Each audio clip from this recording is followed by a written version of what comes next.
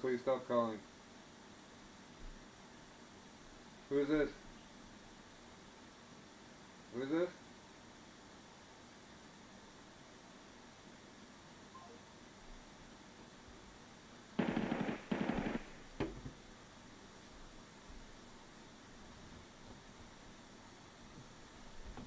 Who is this?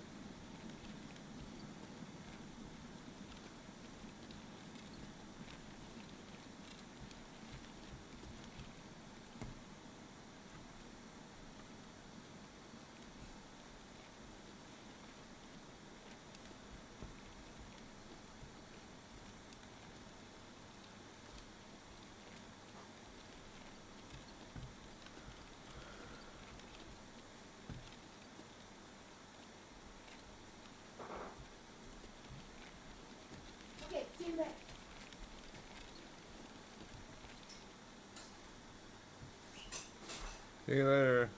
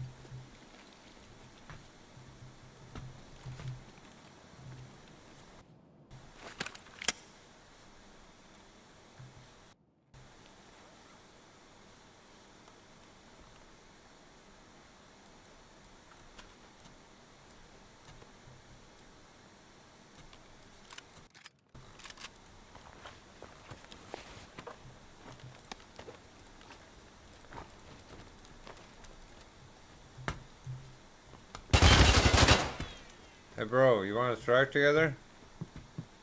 Hello? Do you want to extract with me?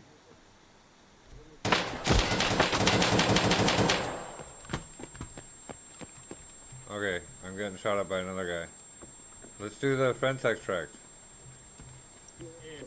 You want to kill this guy first, though? Let's just, yeah. Let's just go. We'll just avoid him. Okay. Come this way, come this way.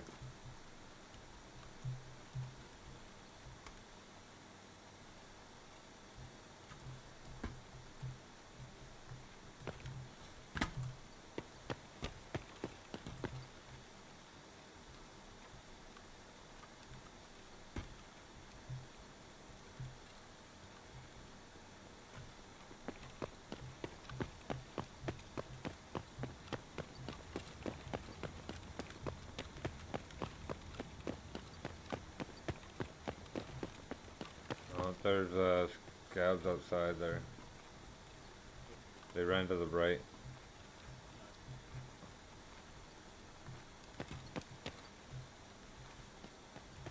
Go. Hang on, I'll take out the scabs.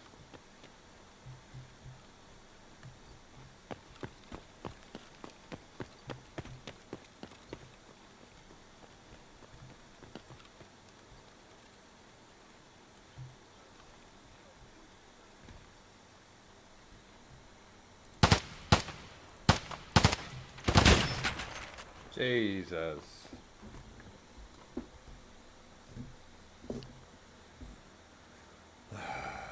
Fuck. God damn it. Come on, enjoy the kill shit. Fuck.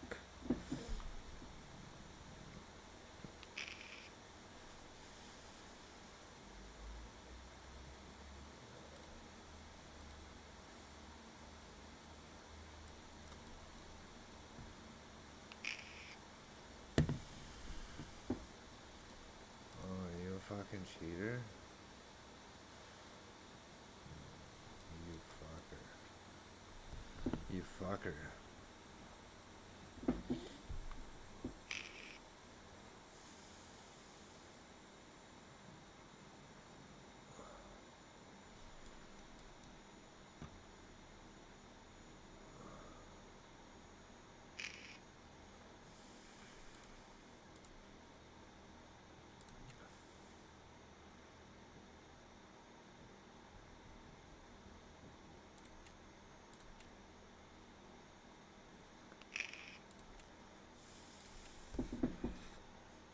You son of a bitch. You shot me in the back of the head, didn't you?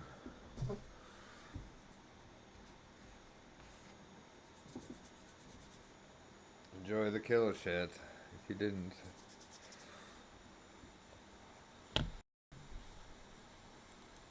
is going.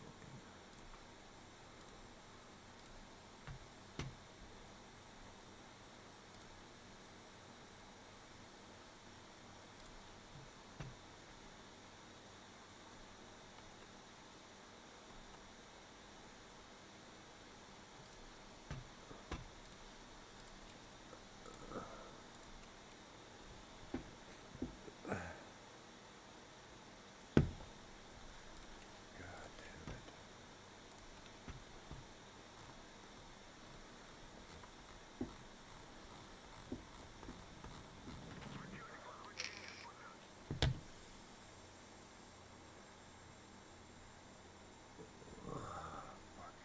You killed me, didn't you? You fucking son of a bitch. I stopped to shoot the scavs. I should have went down right there. Ah, fucking son of a bitch.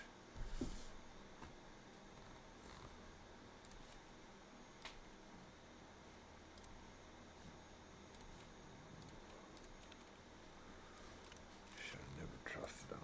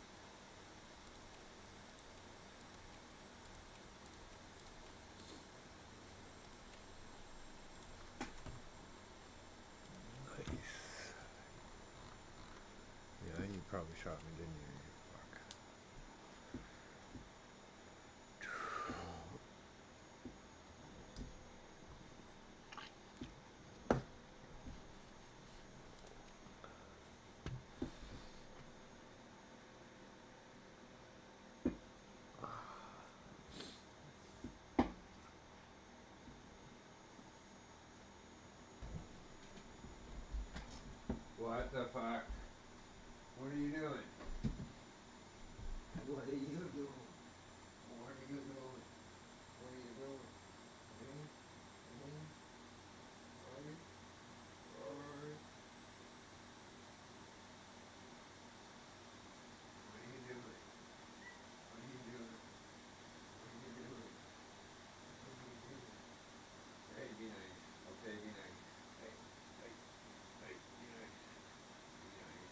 Hey, what are you doing? What are you doing? Good boy.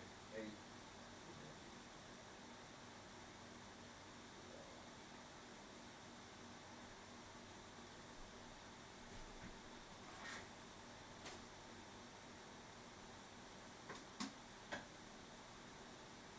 You wanna play? You wanna play?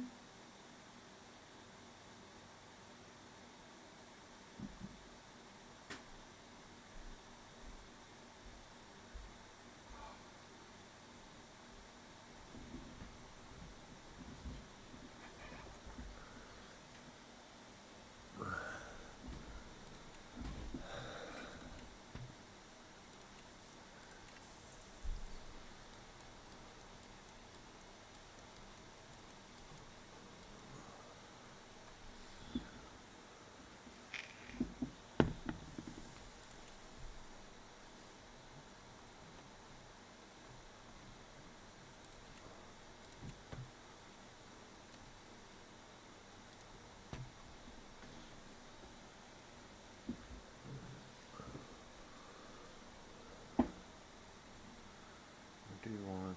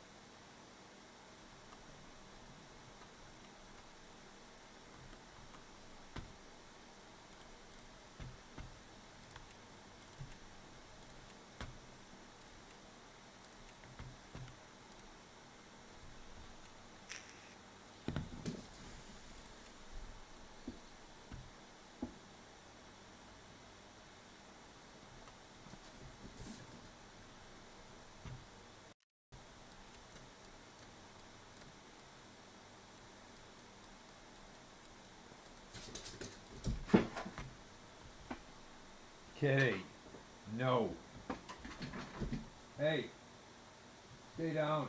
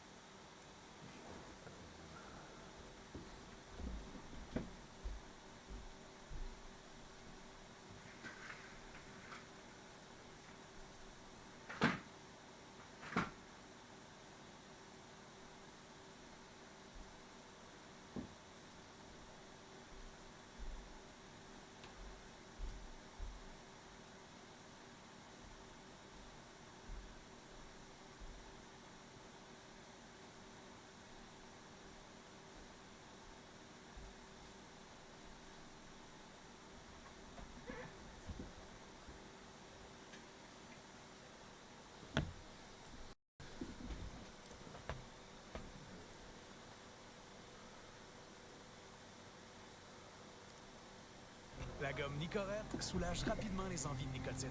Donnez plus de pouvoir à votre vouloir.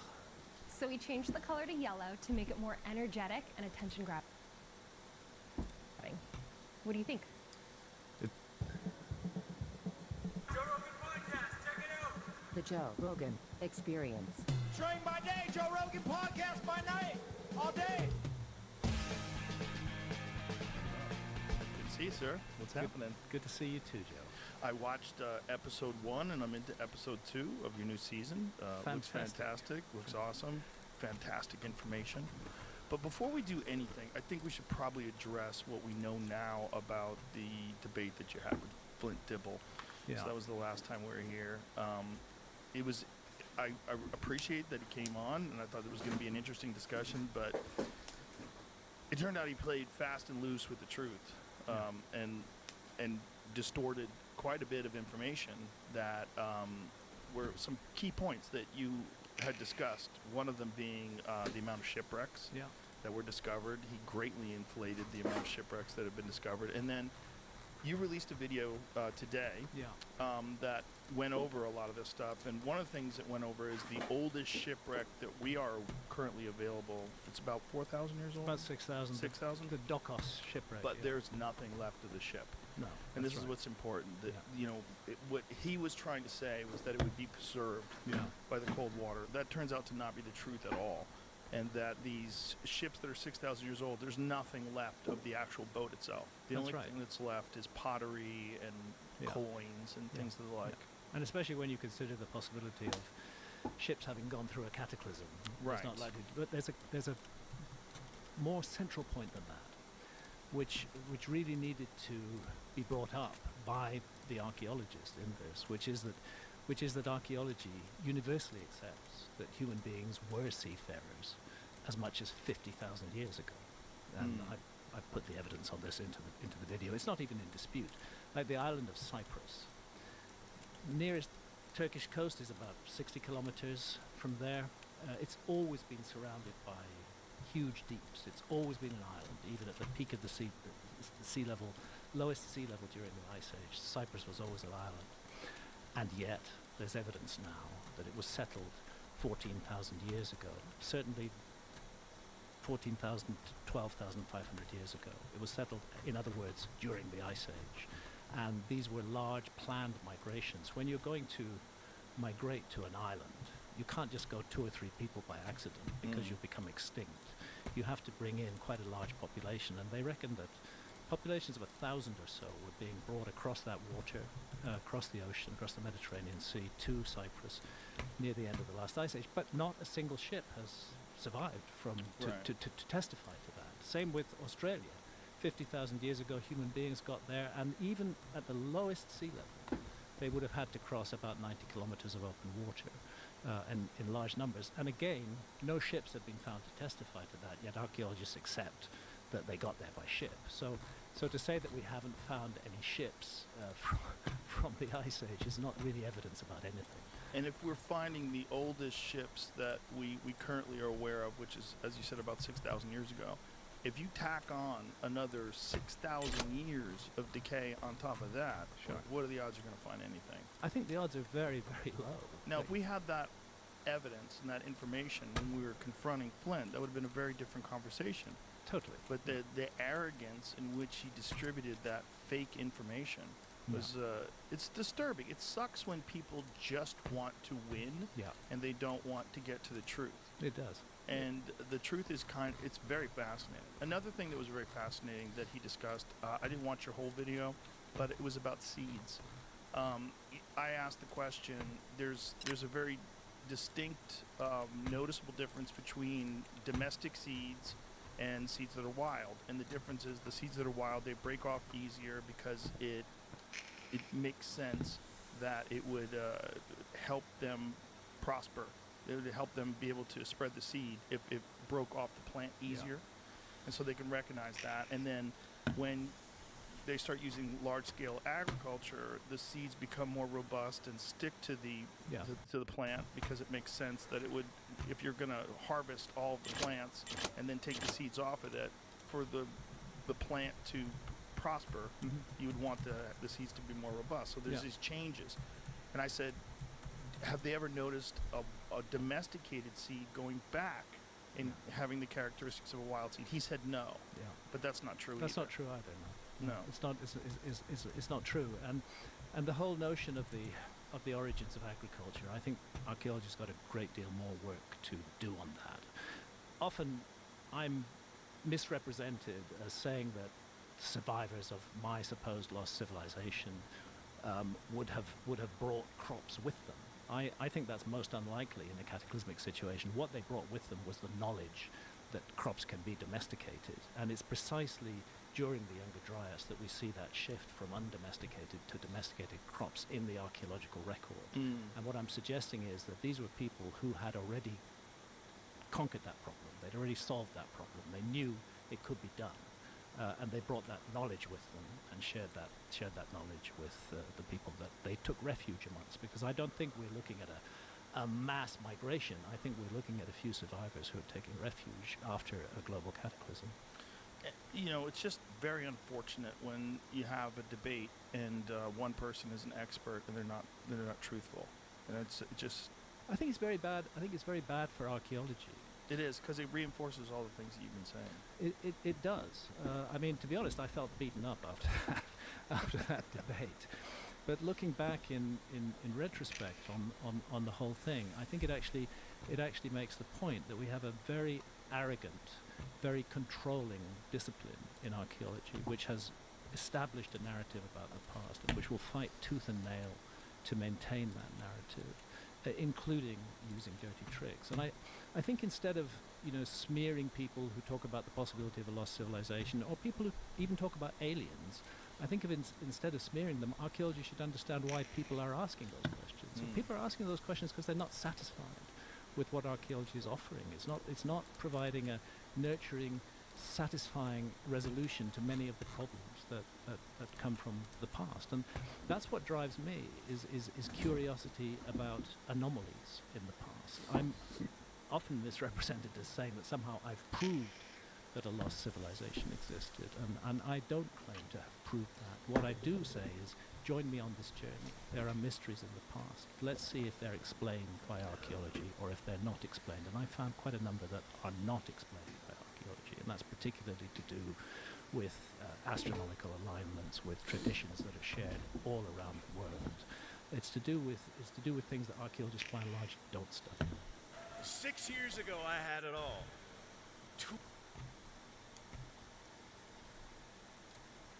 This episode of the Joe Rogan Experience is brought to you by Call of Duty. You know, when a new Call of Duty drops, everyone's trying to find a way to squeeze in those extra hours of gameplay. I get it. Life is busy, but sometimes you just... Hey, Joe, it's the replacer. Yeah, no, you. Hey, I'm gonna take it from here so you can enjoy some Call of Duty Black Ops 6. Great. Now listen up, folks. Life can be chaotic, but you shouldn't have to miss out on the latest Call of Duty just because you've got, I don't know, responsibilities. That's where I come in. I will handle the boring stuff like work, chores, even podcast ads. So you can dive right into the fight. Call of Duty Black Ops 6 is out October 25th. So dive in, because I've got your back. Remember, I replace, you play. It's that simple. Man, the replacer always gets it done. Seriously though, if you're hooked on Call of Duty, this is your time to jump in. Head over to callofduty.com/Black Ops 6 to get in the game. Call of Duty Black Ops 6. Pre-order now. Well, it's also one of the things that's fascinating is just even with conventional archaeology, the dates keep getting pushed further and further back. Further and further back. And this is one of the things, the White Sands, New Mexico stuff that you have on episode 1. That's right. Which is, by the way, White Sands. Have you been there? No, I haven't. What an incredible, looks amazing, ethereal, otherworldly place. And Alamogordo is sitting right in the middle of that. This is where they did the nuclear tests and Yikes. the trinitite, which was created there. And there's gypsum sand. It's not normal. It's just the most amazing place. And there, yes, they found human footprints dated back more than 23,000 years. What?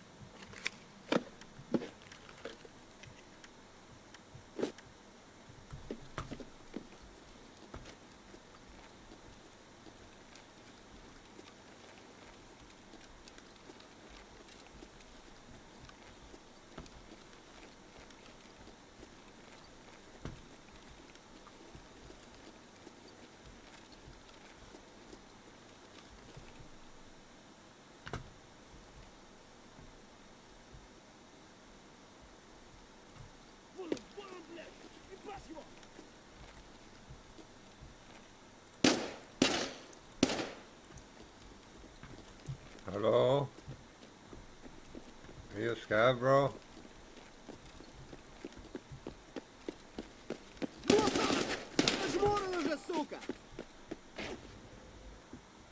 Oh, fucking ran out of fucking bullets.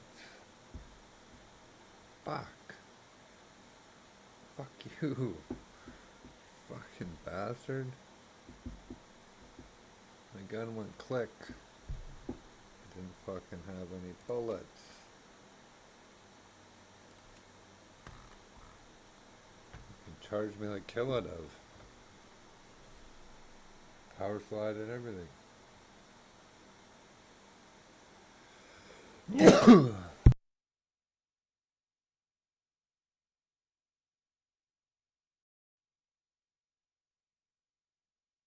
What do they think that environment was like 22,000 years ago? Well, it would still have been like that. It would have Really? been gypsum dunes then in that place. Otherwise, Gypsum dunes. they wouldn't have left the footprints. I'm not exactly sure why the gypsum is there, but there it is. Is that the same stuff they use for like gypsum board for construction? I reckon so. Yeah. Wow. Yeah.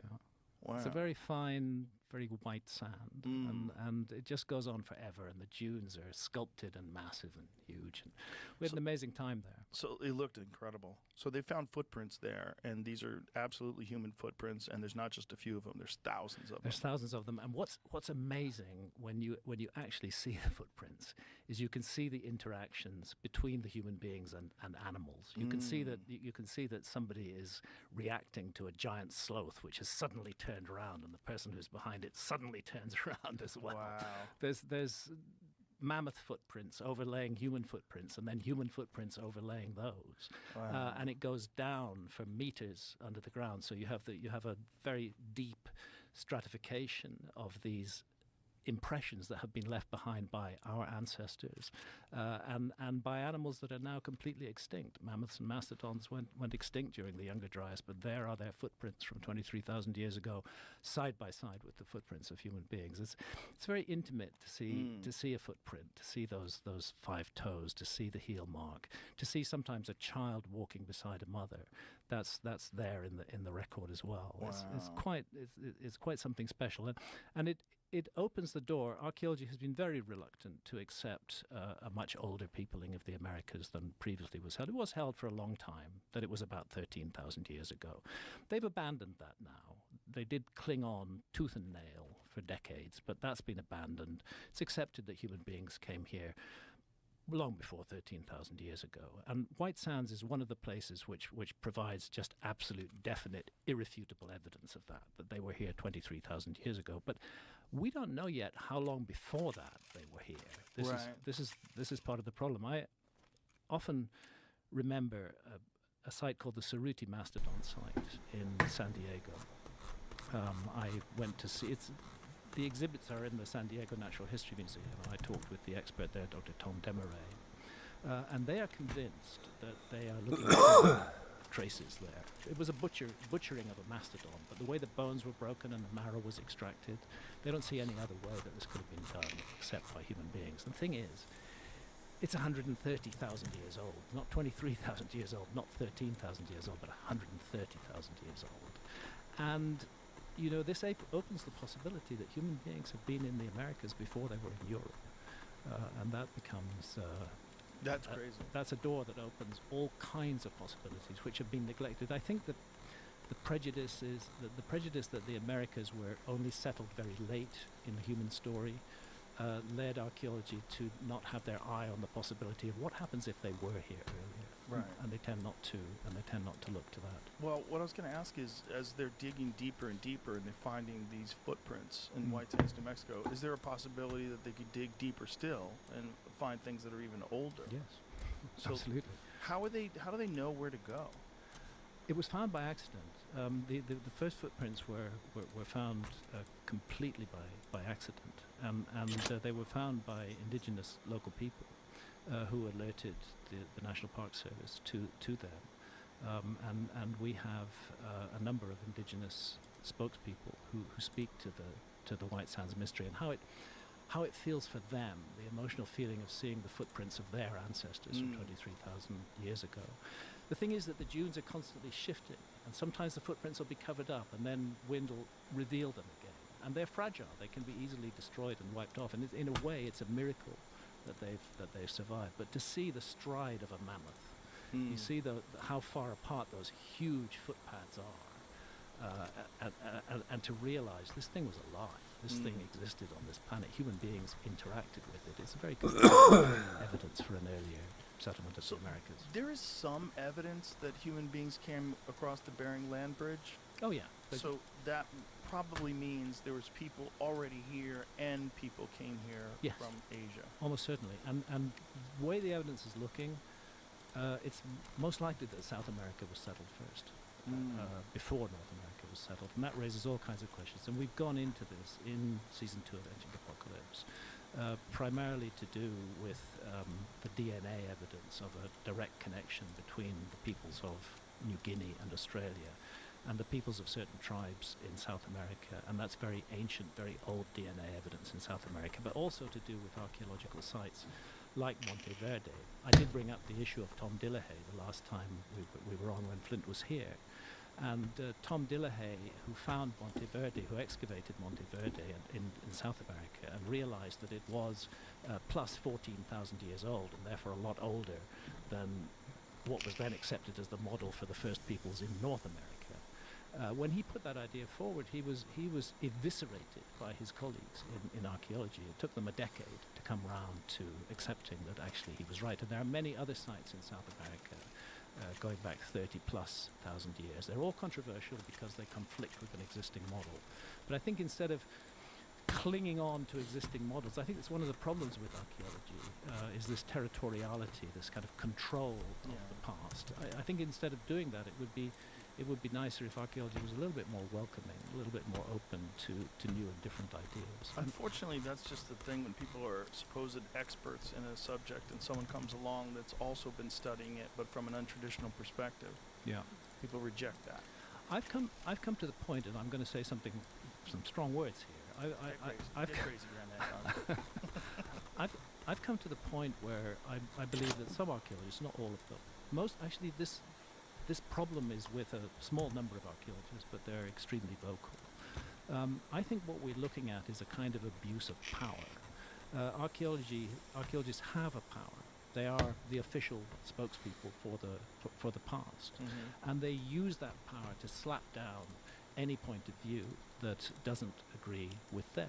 So I think that there's an abuse of power there, and at the same time, there's not a realization that that's happening, because the mindset that drives it is the feeling that members of the general public are unable to decide things for themselves. This is the arrogance of archaeology, that they feel that they have to tell people what to think about the past, and they underestimate the intelligence of the public and the ability of the public to discern, to make choices between different possibilities about the past. They think that archaeologists seem to think that only one possibility of the past must be considered by the general public, and that's their possibility. And it reminds me a lot of the heresy hunters back in the 16th century. You know, the people who disagreed with their point of view got burned at the stake.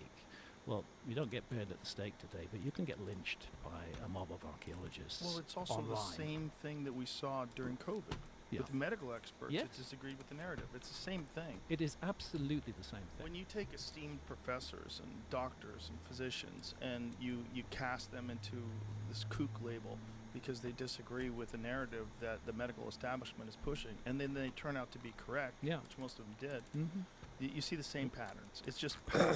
It's just power and people that have their identity wrapped up in them being the ones that have access to the actual information. Yeah. And they don't want it to be distributed by some guy on Netflix. That's right.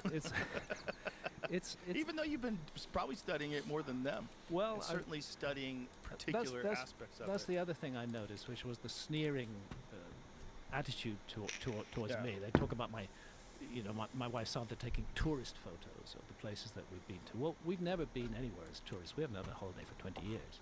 But the working trips that we do are very intense. Your wife's an amazing photographer. Like, who cares if she takes tourist photos? The photos are incredible. They're of real sites that are very pertinent and very interesting. That's right. The whole criticizing amazing photographs is one of the dumbest things I've ever heard. Like, why would you criticize amazing photographs of ruins that are perplexing? Yeah, I know. How could you? But it's how could you find even an area where you want people to agree with you. It's part of this desperate search to say we archaeologists know everything, and we must discredit in any way we can anybody who has anything opposite to say. It's an unfortunate human characteristic. That it happens in everything. You see it in martial arts, you see it in science, you see it in everything. This reliance on experts, I get it. I would like the pilot of my plane to be an expert pilot. I don't want him to be an amateur. Yeah. But I don't think that archaeologists and aircraft pilots can be compared in that sense. Archaeology is a much more interpretive discipline. An aircraft pilot is not really interpreting situations that much. He knows what to do in such situations. Archaeologists are interpreting the past, and yet they seem to get very upset by other interpretations of the past that are offered that don't agree with theirs. And this is the problem of expertise in our society. Yes, expertise is very important. It's incredibly useful, but we should not place all our faith and trust in experts. Right. We need to liberate our own consciousness and freely think about things and make our own decisions about things and resist absolutely being told what to think. Well, the problem is these experts are human beings, and human beings have... In every bottle of 40 Creek lives a relentless spirit, a will born of Niagara to create a smoother, more flavorful whiskey. 40 Creek, believe in better. Very distinct behavior traits that they exhibit, especially when they're in a position of power and prestige. Yeah. And they like to hold that, and they like to, it feels good for them to be the person that looks down upon the people that don't know better and tell them what to do and tell them what to think. And when you're doing that with something like art, look, if you're doing that with something like mathematics and someone's a mathematical expert, math is a very specific and precise science. Yeah. It's very specific. Yeah.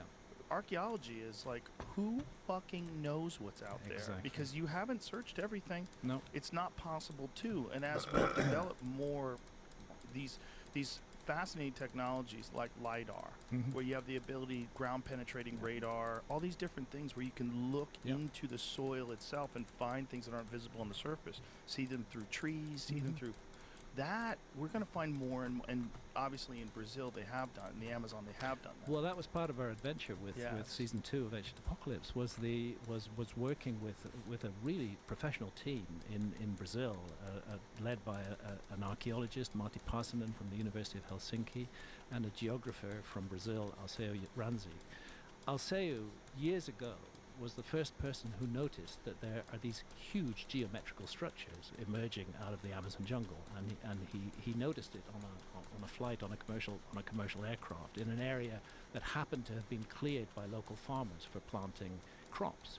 That there was this massive geometrical earthwork there, and that he actually coined the term geoglyphs for these because he compared them in some ways with the Nazca lines, which again are really only visible from the air. You get suddenly this massive scope and extent of these things, and it's same with the geoglyphs in the Amazon. And here's the thing: the ones we know about up till now we largely know about them because of these tragic clearances of the Amazon rainforest, which is a maybe short-term economic gain, but is long-term really not a very good idea. But now with LiDAR, it's possible to find these things without damaging any rainforest at all. And we had a LiDAR expert with us, and you can fly LiDAR off a drone. That's amazing. Yeah, it's incredible. It's a pretty hefty drone, but they can fly anywhere. And we found, I say we, it was actually the LiDAR expert who found. He found, you can see the edge of the rainforest where the clearances stop and the rainforest hasn't yet been interfered with. And then he flies over there, and within a matter of hours, he's found multiple more of these structures, several. That are deep in the rainforest. That are deep in the rainforest. Covered completely. And LiDAR allows him to see through the canopy and to see what's underneath it without damaging it. And there are these huge earthworks. And this raises the question, how much more is there in the Amazon to find, especially which even the archaeologists who are most reluctant are now willing to accept that the Amazon had a huge population before the Spanish conquest. It's just so wild. That's such a shift. Millions, cities.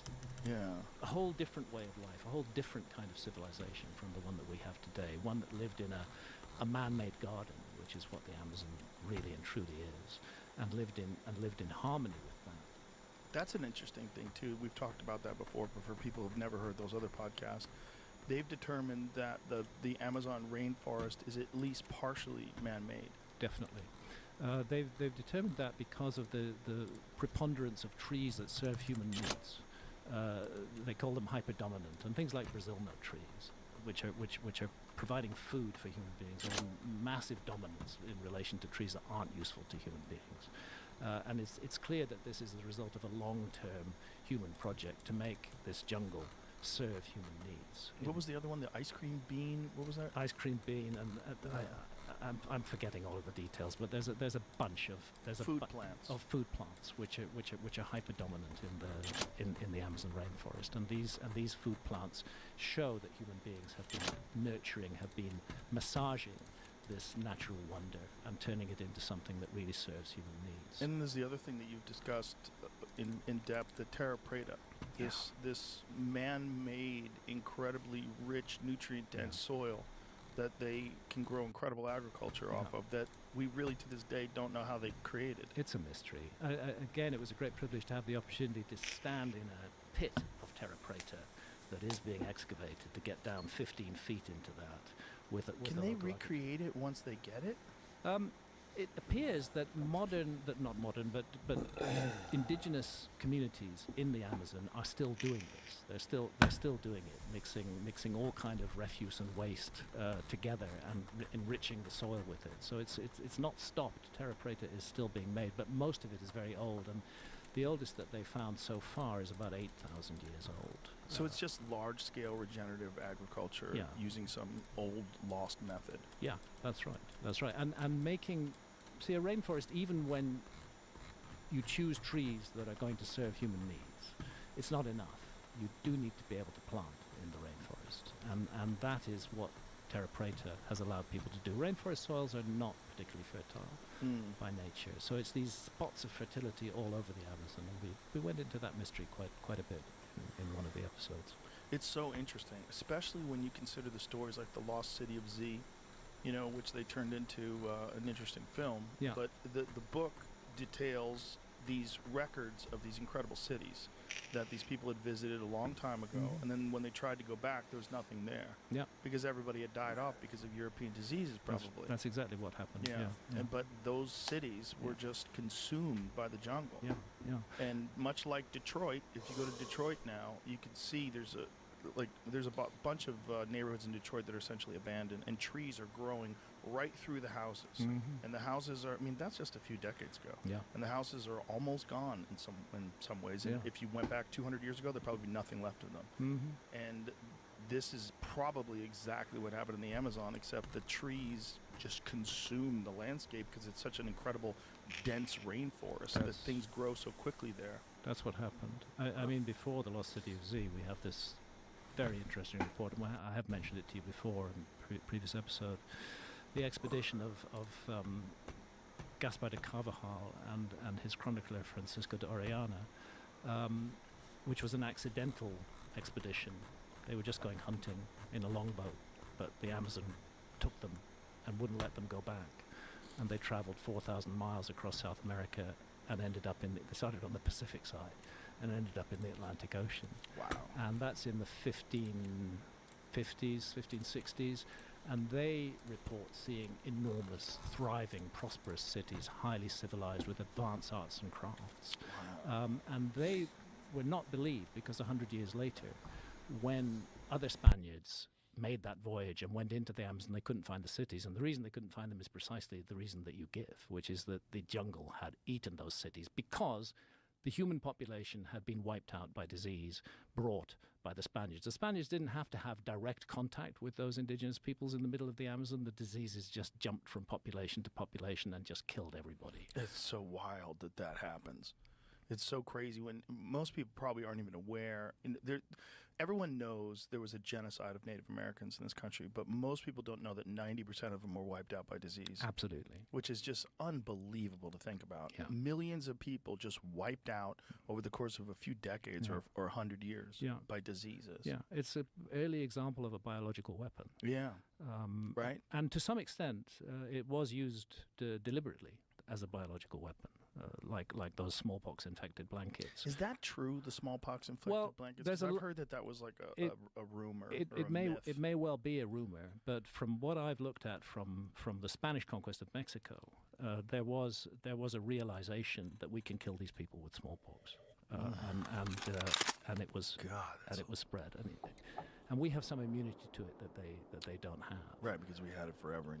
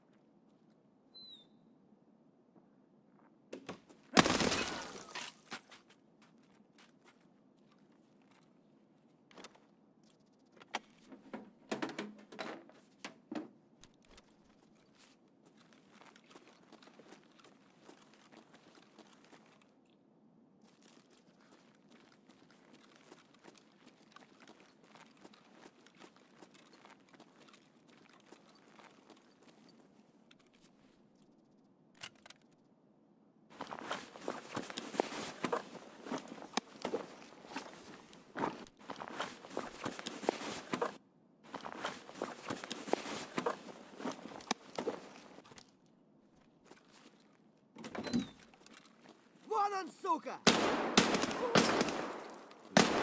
Нехороший вы, блядь, человек. Попал стопудово!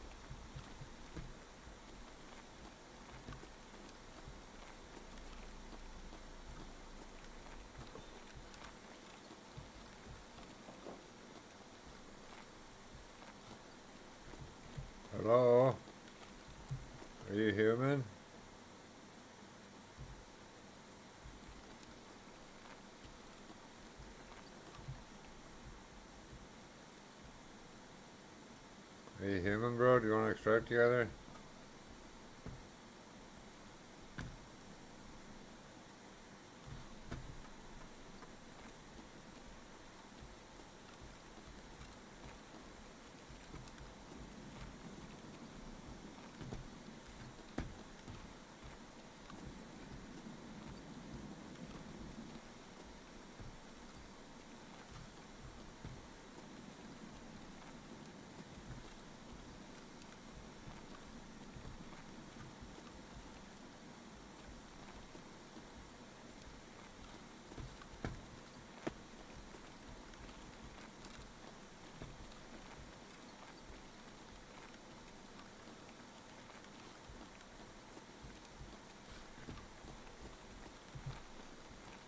Hello, are you human?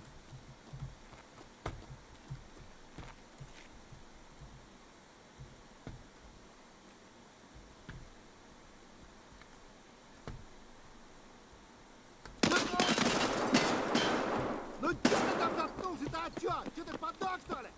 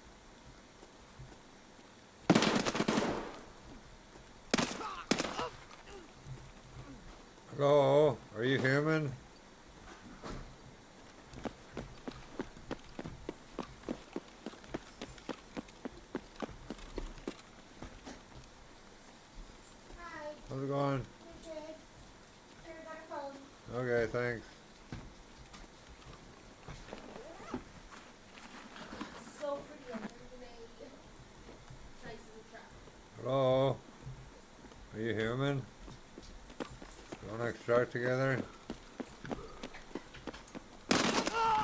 Пиздец! Нога! Левый коронный, правый похоронный.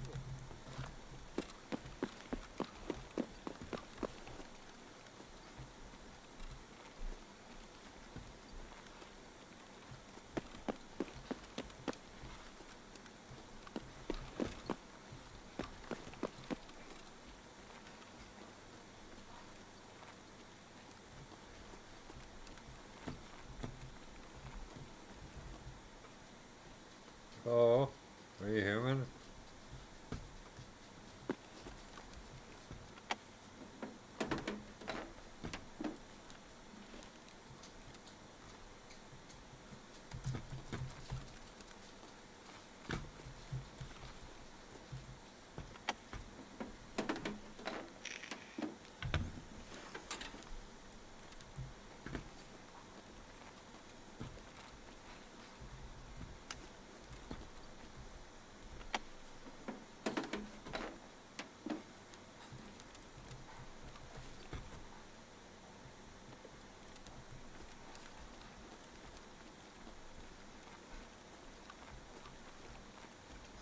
Да вот он!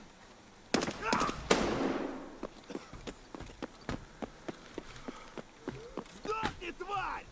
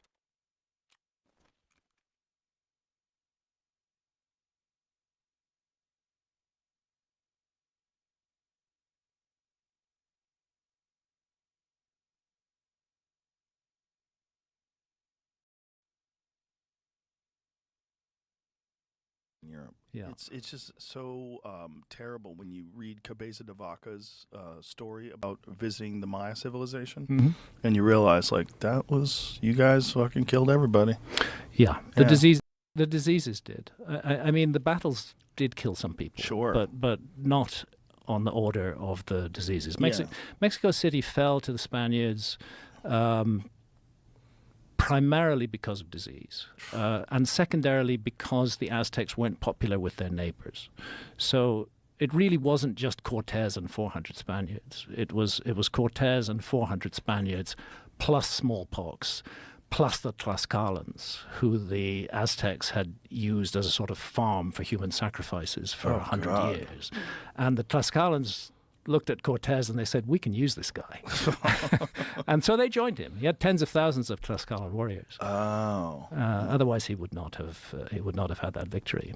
So The bad news, perfect work-life balance might be a myth. The good news, you can use AI to optimize your schedule, keeping you well ahead your deadlines so you can finally relax without thinking about work all the time. Right now you might be using to-do lists or even time blocking to structure your days. And yeah, these techniques are solid, but they cost you a lot of planning time and might lead to overwhelm. Even though my tests were on a to-do list, I still had to decide. What archaeology would like is to be in control of expressing that narrative in its fullest form, and I don't think they know. I don't think they can. No.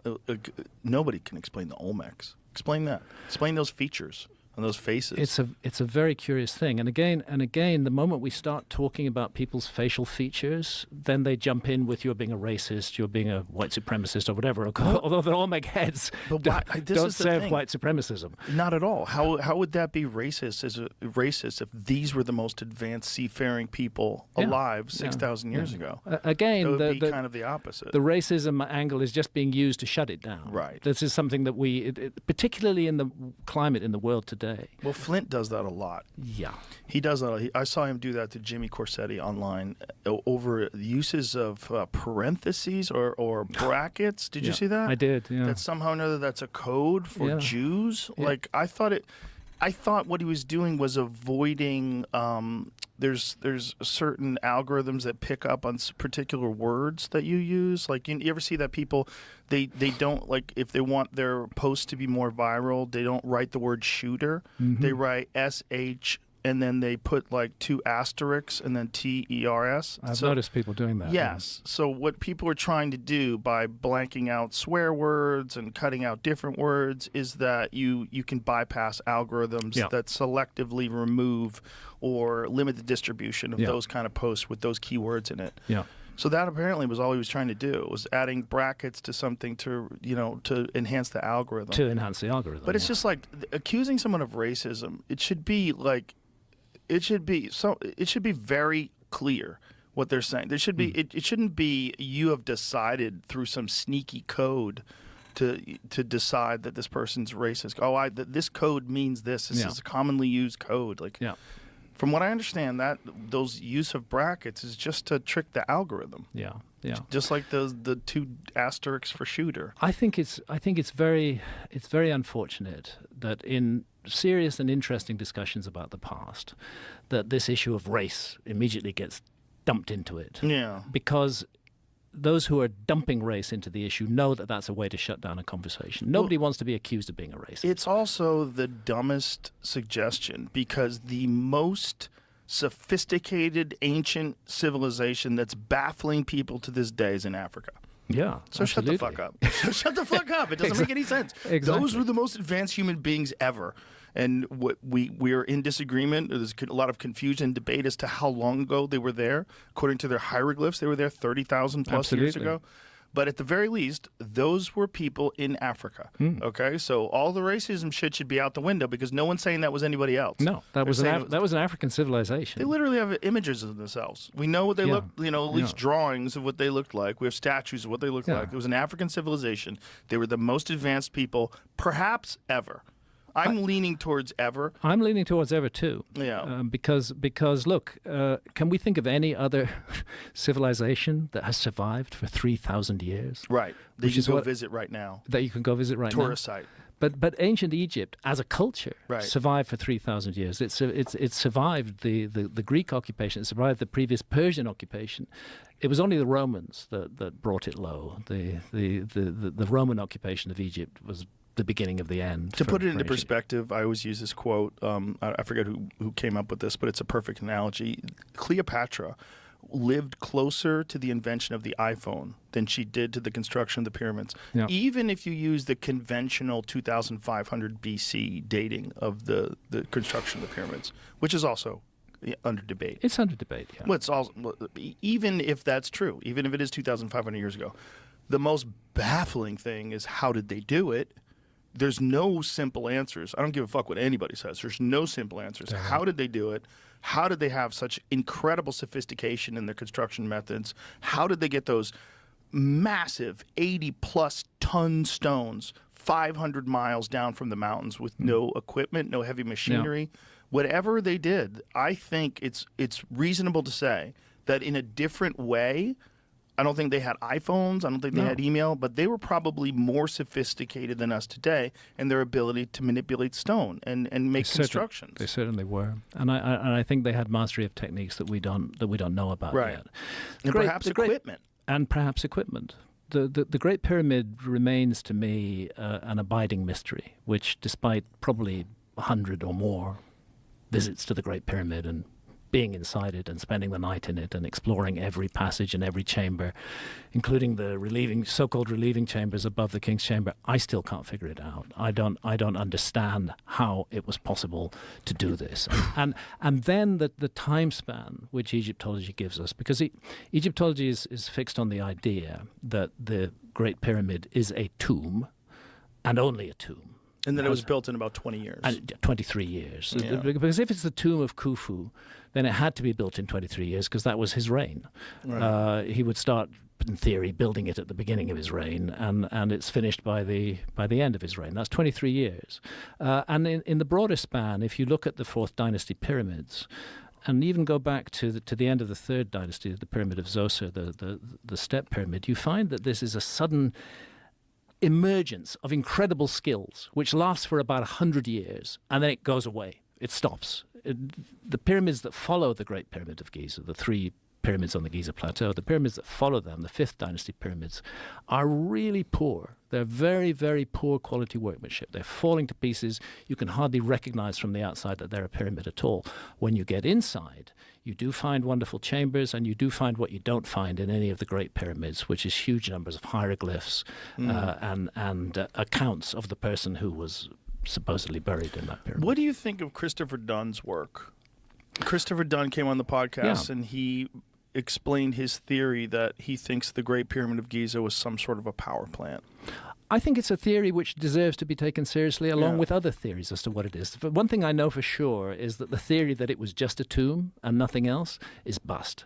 That is not a satisfactory theory anymore. So we should be open to a number of possibilities. And Chris comes to this from a background of machine tool making. He's a very precise guy. He's an engineer. He understands this kind of thing. And when he looks at particularly at Saqqara, you have this thing called the Serapeum, which is an underground labyrinth. And it's got wide corridors through it, and then off each side are rooms. And in each room are these gigantic basalt boxes, which appear to have held the corpses of bulls. They're like sarcophagi for human beings, but they're on an enormous, gigantic scale, weighing hundreds of tons and cut out of the hardest possible rock, precisely engineered. Everything is exact. And it's that, amongst other things, that is attracting Chris's attention to the possibility of a lost technology in ancient Egypt. And then he asked himself the question, well, what was the Great Pyramid? If it wasn't a tomb, what might it have been? And he's come to the solution that it was some kind of energy generator, some kind of power plant. And using chemicals and creating hydrogen and... For vehicle accessories and overland gear in Squamish, Cabot. Drive your adventures to the next level with suspension.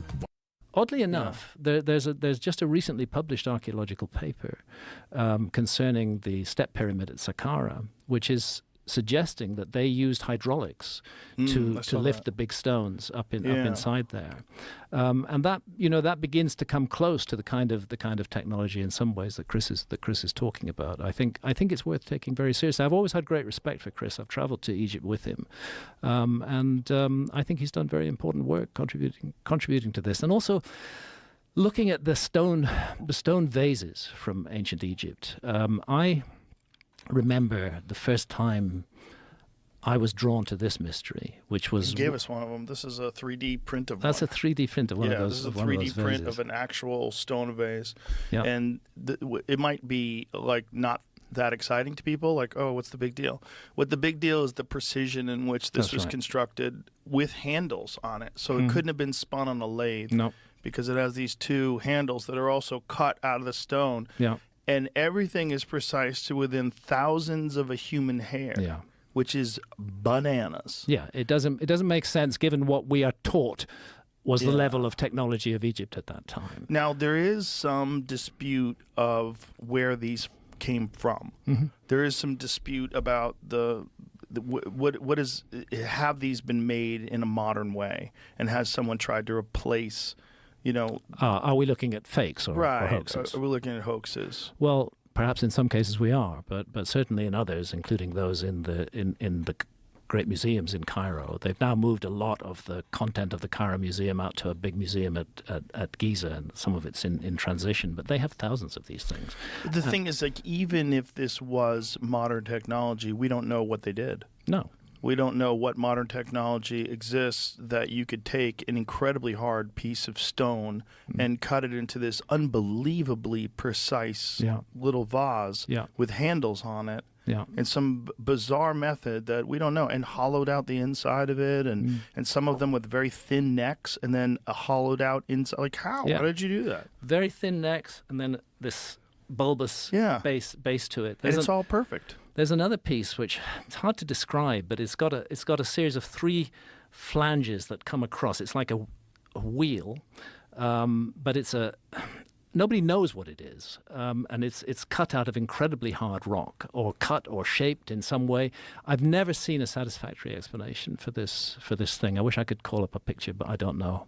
Do you know what it's called? I can't remember. Jamie's a wizard at finding things. I've written about it in Fingerprints of the Gods. I bet Jamie's already found it. Let's see. Is that it? No. Yes. Top left.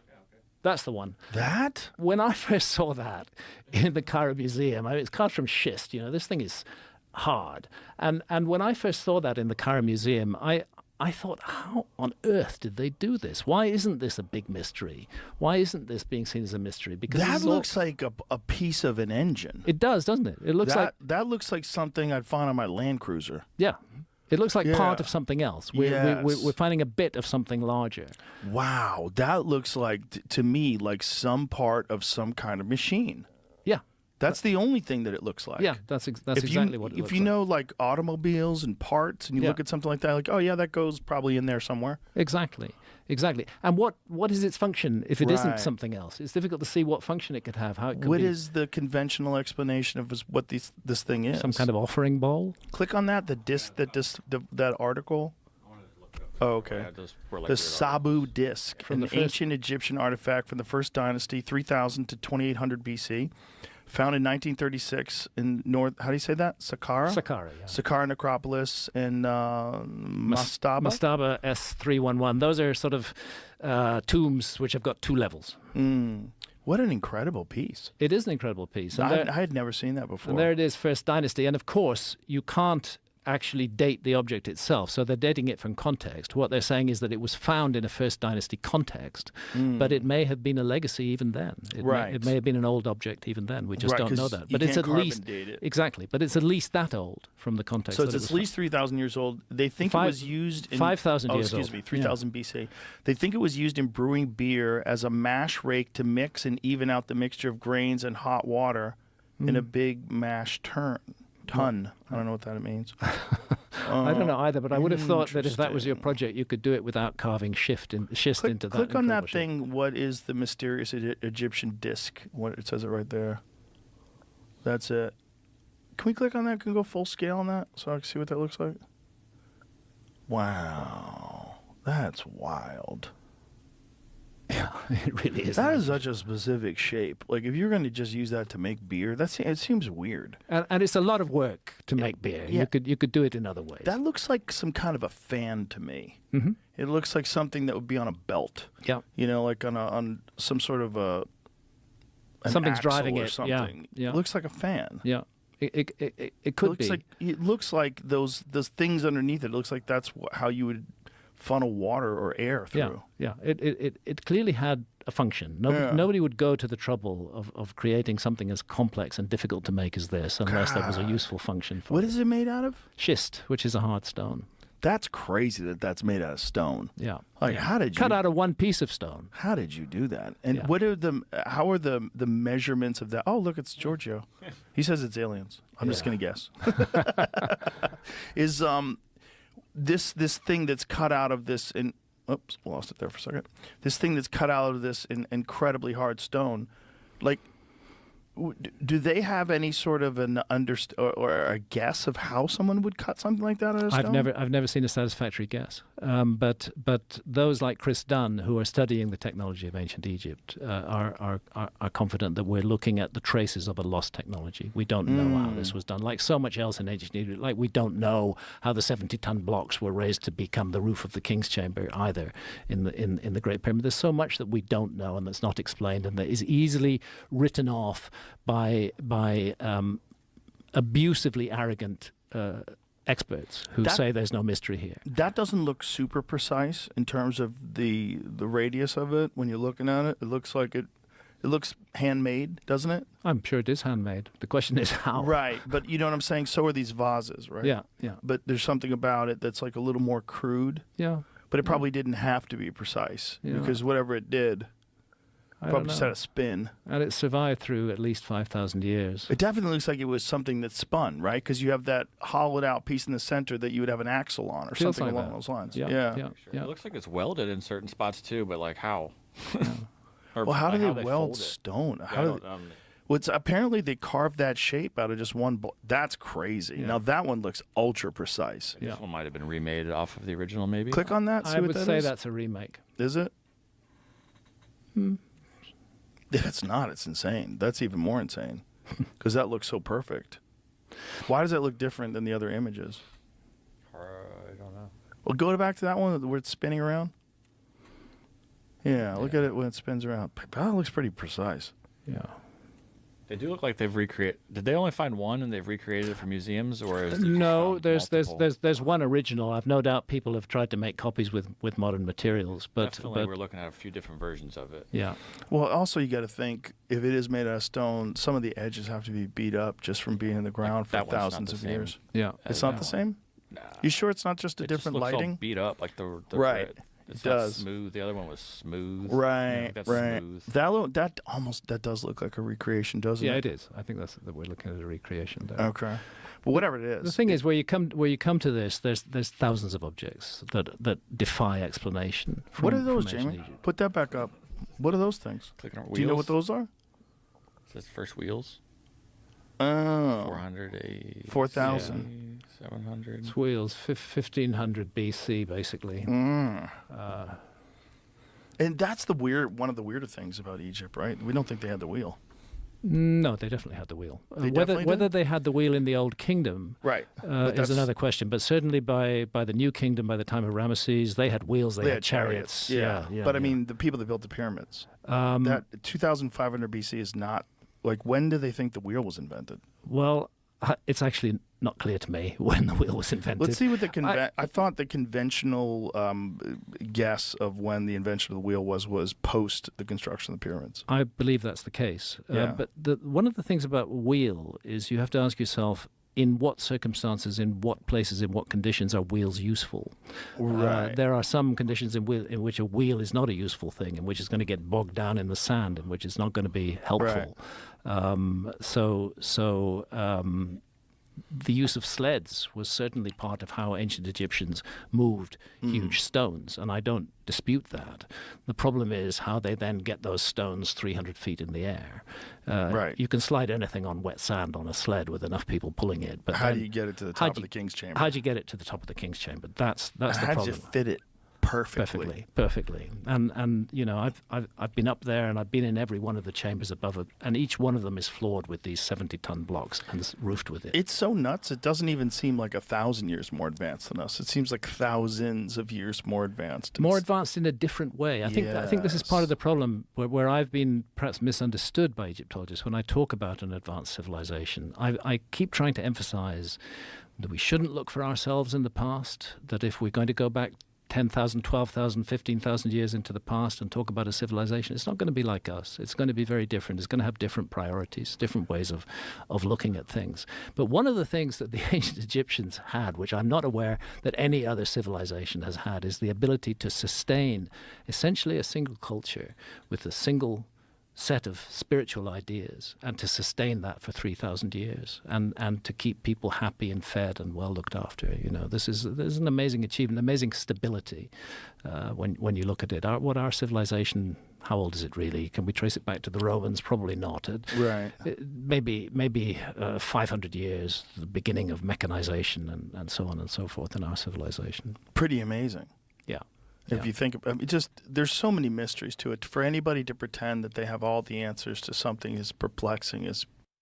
I'm Kara Polyev. My common sense plan will axe the tax, build the homes, fix the budget, and stop the crime, so you can afford good food and a decent house in the Canada we know and love.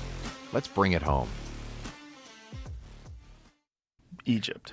I think this is an area where I often get criticized, but I think when we look at a civilization and what it is and what it's achieving and why it's so special, when we look at our civilization today, we are fantastic at technology. We are brilliant at science. We can make the best possible machines.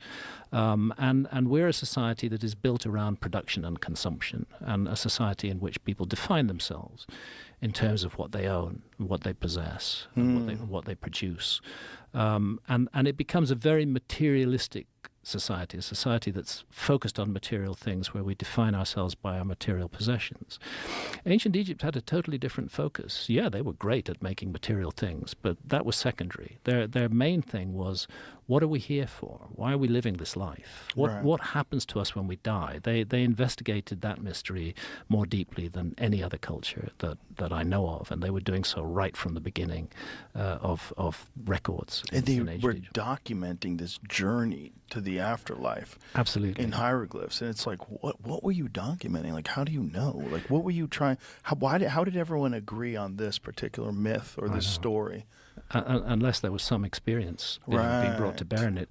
It's one of the things that we point out in season 2 is that the ancient Egyptian notion of a leap to the sky after death, to the Milky Way, of a journey along the Milky Way, of encountering challenges and dangers and risks there, monsters that would block your path, gates that you had to know the password to get through.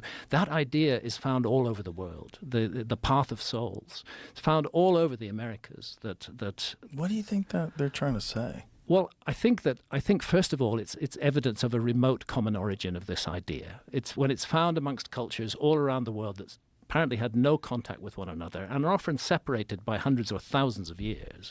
The same idea is found about what happens to us after death. The only reasonable explanation I can come up with is that they've all inherited this idea and then developed it in their own ways from a remote common source. And that's one of the main reasons that I'm curious about the possibility of a lost civilization, that these spiritual ideas are found all around the world. And they involve the journey of the soul after death and a leap to the heavens. And sometimes it's called an underworld, but really it's set in the sky. And this journey that takes place where you are judged on what you've done with your life. This is something else that we avoid in the world today, is taking responsibility for our own lives. The ancient Egyptians required you to take responsibility for your life. And if you did not do so, the outcome after death would not be good. You had to you had to celebrate the gift of life. You had to realize the incredible gift that you had been given. And one of the opportunities of that gift is the opportunity to accumulate wisdom. And that's one of the things, hopefully, that we all do as we get older, is get a bit more wisdom and a bit more understanding. But in the case of ancient Egypt, that idea is developed over 3,000 years, and it's essentially the same at the beginning as it is at the end. That the soul, that death is not the end. This is the conclusion of a society that put its best minds at work for 3,000 years on this problem. The death is not the end. We may think it is. Scientists may tell us it is. But when a scientist says death is the end, there's nothing more, we're just physical bodies, and when the light goes out, it goes out forever. That's actually not a scientific fact. That's not something that's been investigated or can be investigated. Consciousness itself is so confusing. Just consciousness, just like what is it? Why are we conscious? What is it local, or are we tuning into consciousness? And when you die, where's that go? Where's that energy go? Is a soul a real thing? Like, what is the essence of life? What is the essence of human life and human consciousness? Those are perplexing questions. They're very perplexing questions, which actually are of great significance to every one of us. Yeah, I mean, suppose death just is the end, then that's a way not to have to take too much responsibility for our lives, for the impact that we've had on others, for the pain that we may have caused, or for the joy that we may have caused. If death's the end, there's no up or downside to that, whatever we do. But from the ancient Egyptian point of view, death's not the end, and you have been given the precious gift of life. What did you do with it? And there are moral aspects to that question. There's these 42 assessors, they're called the negative assessors, who ask the soul of the deceased questions about what they did in life. And those are all moral questions. They bear some relationship actually to the Ten Commandments. But there's another question, which is called the weighing of words. And that question is, what did you do with the gift we gave you? We gave you the gift of the human life. We gave you the gift of the opportunity to love or to hate, at your choice.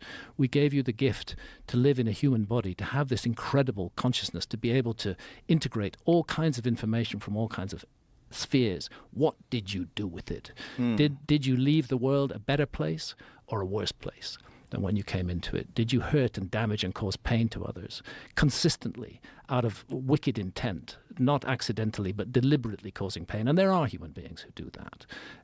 For the ancient Egyptians, that kind of behavior meant an introduction to Amit, the eater of the dead. And Amit is displayed in the judgment scene. He's a creature, part hyena, part lion, and he sits there, and certain souls do not go on. Their journey ends, and it ends because of the choices they made during life, and because they never took responsibility for what they did. Well, it kind of makes sense, a natural selection of the souls. In a way. That if there's natural selection of humans and natural selection of animals that allows them to prosper, and to get better and to evolve, it makes sense that would happen with the soul as well. I'm just so confused as to what the environment was like that allowed these people to keep this insane civilization developing and innovating for so long, that they were so more advanced than anyone else that was alive back then that we're aware of, at least as far as like what we've uncovered, what they left behind. The beautiful art that they made. Yeah. The perfection of their geometry, their incredibly advanced astronomy. All of these things are the hallmarks of a very sophisticated, very advanced civilization. Sure, they didn't have iPhones, but just the sophistication of the symmetry of the facial structure of the statues. Yeah. Incredible. Beautiful things. Just beautiful. Bizarrely technologically advanced. Yeah. Bizarrely. Yeah. Because to perform something like that, you need incredible tools of measurement. Enormous statues that have faces that are absolutely perfectly symmetrical. Yeah. How did you do that? Yeah.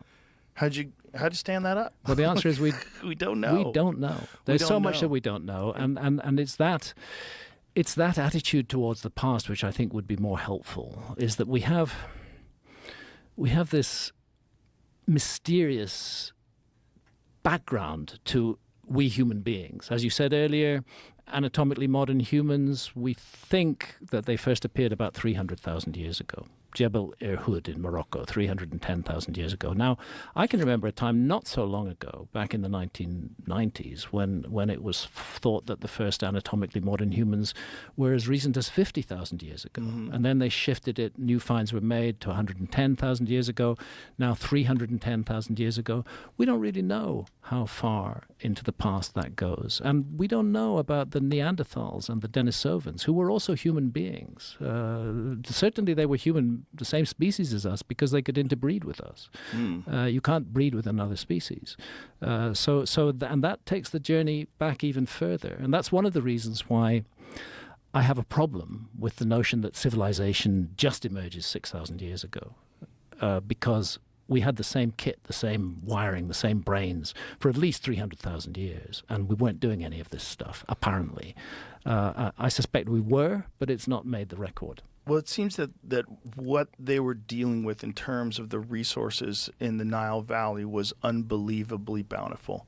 It was bountiful. And that's probably one of the reasons, before the climate shifted and changed and it became a lot of desert. Before that, it was probably incredibly bountiful, and that allowed them to stay there for a long period of time and not have to worry about food. It certainly did. The bounty, however, goes back much further. This is one of the reasons why I kept on trying to talk about the Sahara during the debate. This vast area, which frankly has not been studied properly by archaeology at all. Hardly a fraction of it has been studied. This vast area, I'm often accused of creating what they call a God of the gaps argument. I'm saying you haven't looked enough in the Sahara. You haven't looked enough in the submerged continental shelves. You haven't looked enough in the Amazon rainforest. And the argument is that I'm trying to put my lost civilization into these gaps. But these are very special gaps. The submerged continental shelves were prime real estate during the Ice Age. That was the place to be, just as it is today, to be near coastlines. The Amazon rainforest was a bountiful place, and the Sahara Desert was green and rich for thousands of years during the Ice Age, with lakes, with rivers. It was the kind of place where a civilization might well have emerged. They find whale bones. Whale bones, yeah. Whales. Yeah. So anybody who doesn't think there's a mystery in the Sahara Desert, yeah, and anybody who really tries to dismiss the notion that most of it hasn't been really excavated, but it really hasn't been. No, it hasn't. It's too vast. It's too vast, and it's too expensive to excavate. And the excavation, like, you would have to... Nicorette Quick Mist gets to work on nicotine cravings in 30 seconds. Your willpower can do amazing things, but sometimes it can use a little extra help. Help give more power to your willpower. In British Columbia, we each face a question. What kind of province do we want to live in? A failing healthcare system, You're dealing with a place where how many people even live there? Nobody knows, because it's not been investigated properly. It's a desert, and it's had relatively little attention. We do know there's some amazing rock art from the Upper Paleolithic in Tassili in Algeria, in the Sahara, but not enough has been done. This is the problem for me with saying archaeology's basically got the story of the human past nailed down, is that there's huge areas which have not been investigated. And I reject the idea that that is a God of the gaps argument, because that's not why I'm proposing there was a lost civilization. And that's all I'm doing. I'm not insisting, I'm not demanding that people believe me. I just want to inject this idea into the discussion so that it can be considered. When taken out of context was a little clip where you asked me during the debate, is there any evidence for your lost civilization in what they've found? And I said, in what they found, no. And then I went on to say, but that brings us to the point of what they've looked for and what they've not looked for, what they've found and what they've not found. That has been taken again and again as me saying that there's no evidence for my lost civilization, whereas what I'm actually saying is there's no evidence in what archaeologists have studied for a lost civilization, because I'm not studying what archaeologists study. I am very happy to use material from archaeologists, and I could not do what I do if I didn't use material from archaeologists. It's a very important basis to my work. However, it's the astronomy, it's the astronomical alignments, it's the precision of the Great Pyramid, it's the myth of a global flood all around the world. It's a universal story of a massive cataclysm with a few survivors who bring their knowledge to others. This is one of the reasons why I think the Atlantis story, which Flint Dibble is so opposed to, deserves to be taken seriously, because it's part of a global tradition. It's yet another flood myth, in fact. It's the story, it's just like those 150 or 200 other flood traditions that come from around the world. And it's not enough for archaeologists to say, oh, people experienced a little local river flood. Or there was a tidal wave that day, and so they decided that the whole world was submerged with water. That doesn't satisfy me at all. The fact that this is found all around the world, to me, is a memory of something that happened to our ancestors, something so traumatic, something so huge, that it's been preserved better than almost anything else from our past. What is your take on the Reichart structure? Am I saying it right? Richat structure, Mauritania. I would not like to say one way or the other because I've not been there. I've not had boots on the ground there. I've not been able to look at it. Yes, it's very intriguing. Very. Also the salt all around it. Yeah. But it shows that at one point in time it was probably submerged, like something happened. Probably was, but you might have to go back many millions of years to get to that point.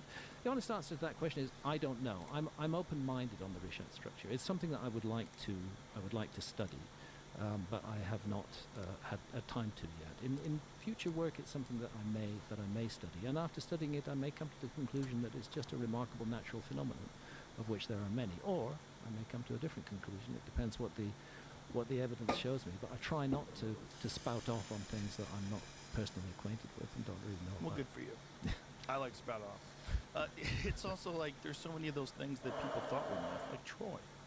Yeah. And they find it. Found by an amateur. Turns out to be a real place. I think the myths are the memory banks of our species, and I don't think archaeology takes them seriously enough. There's a tendency to just dismiss them as fantasies, as things that were made up by the ancients for some bizarre reason of their own. But they're the memories we have from the time before writing, from the time before documents were kept, and they're a precious resource in understanding our past. So it's things like that. And then at the end of the day, to twist what I said, that in what archaeologists have studied, there's no evidence from my lost civilization, is completely wrong, because I've written thousands of pages of books. This is one of the issues. Like in that debate, I was supposed to prove everything about a lost civilization. I didn't even come here to prove it. I came here to explain why I'm interested in it and why I want to share my interest and my curiosity about the past with others. But if I'm asked to prove it, I would say don't refer to what I managed to say during a 3-hour debate. I'd say refer to the 8 or so major books that I've written with thousands of pages and thousands of documented footnotes. That's where my argument is in place. And you'll find that argument is not based on what archaeologists have studied. It's based precisely on what they've not studied about the past. Well, regardless of the argument that Flint tried to put forth, that there's no evidence of what you're saying, the exaggeration of the shipwrecks, the stuff about seeds. The fact is, this resonates with a lot of people. This mystery is perplexing, it's confusing, and there's a lot of it out there. It's not like one site like Egypt. There's a ton of sites. Yeah. The Sage Wall in Montana. What do you think of that thing? Again, I will withhold judgment until I have my boots on the ground there and have a look at it. And even then, that might not be enough. I do know that the property owners there are doing a lot of ground penetrating radar, and there may be results from that. But at the moment, I would not say that's definitely a man-made structure, nor would I say that's definitely a natural structure. I would say that's an intriguing structure. But it is in a geological context where other things like that are found. If I were asked to put money on it... There it is. Yeah. Boy, that looks... I mean, it really is hard. it is hard to resist the conclusion. I mean, it's super hard to resist the idea that that's man-made, and especially if it goes deeper under the ground, and they think it does. They think it goes. Oh, it does.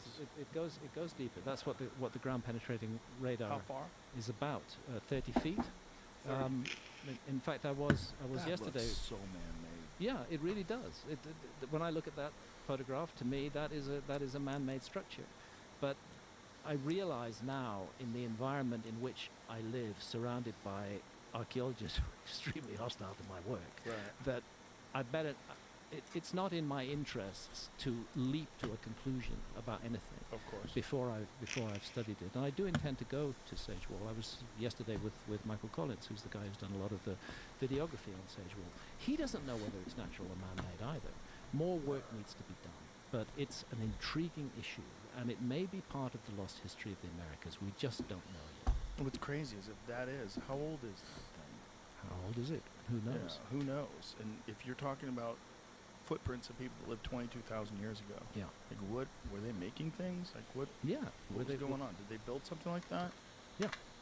Or even earlier. Right.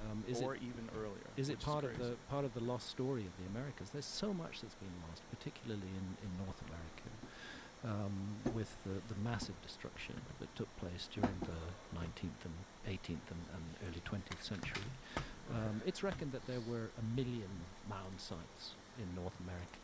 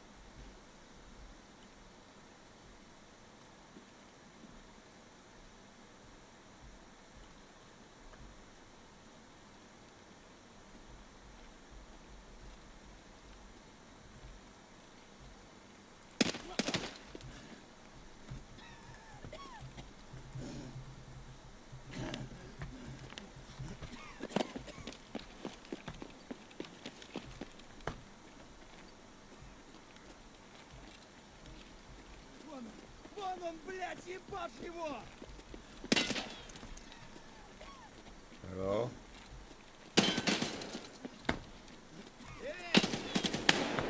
You wanna extract with me, bro?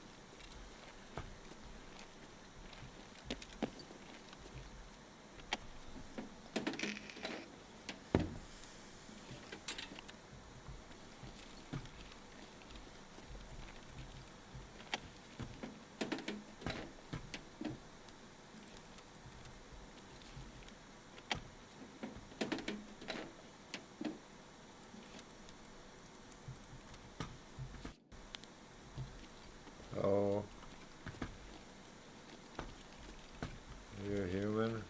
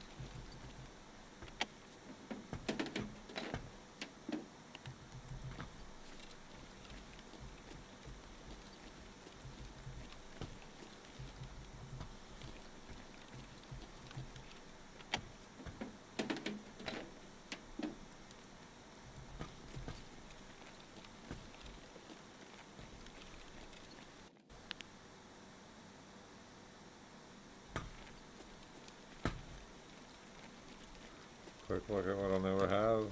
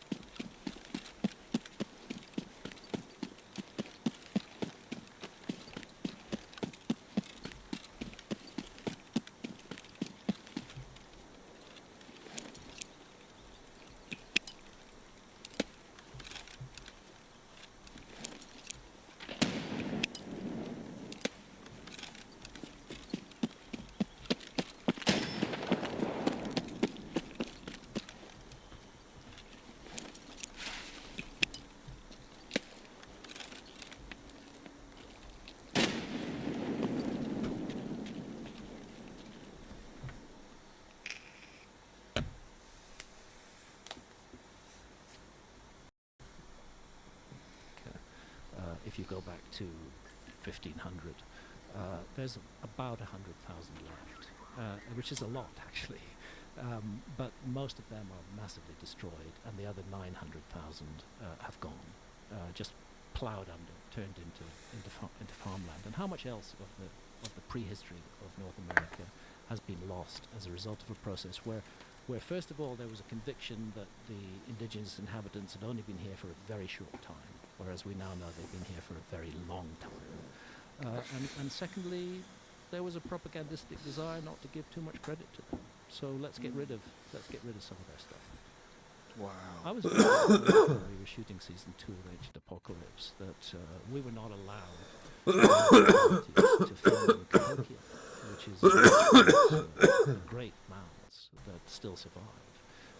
Because I'm a super archaeologist and that I'm going to mislead the public if I do. So the best way is just to stop me going there. We tried to film in Moundville in Alabama as well, and again we were denied permission to film there. There's no doubt that archaeology has joined ranks to do their best to prevent me doing what I do. That's so awful. To deny anyone the ability to, especially if you're going to put something like this on Netflix where millions of people are going to see it. Deny people the... BC Cancer is made up of a team of compassionate and tireless healthcare workers, dedicated to helping people in our community as they face cancer. And we're now hiring others to join us, including physicians, nurses, radiation therapists, indigenous patient navigators, and more. We have endless hope for what can be. We're curing cancer here.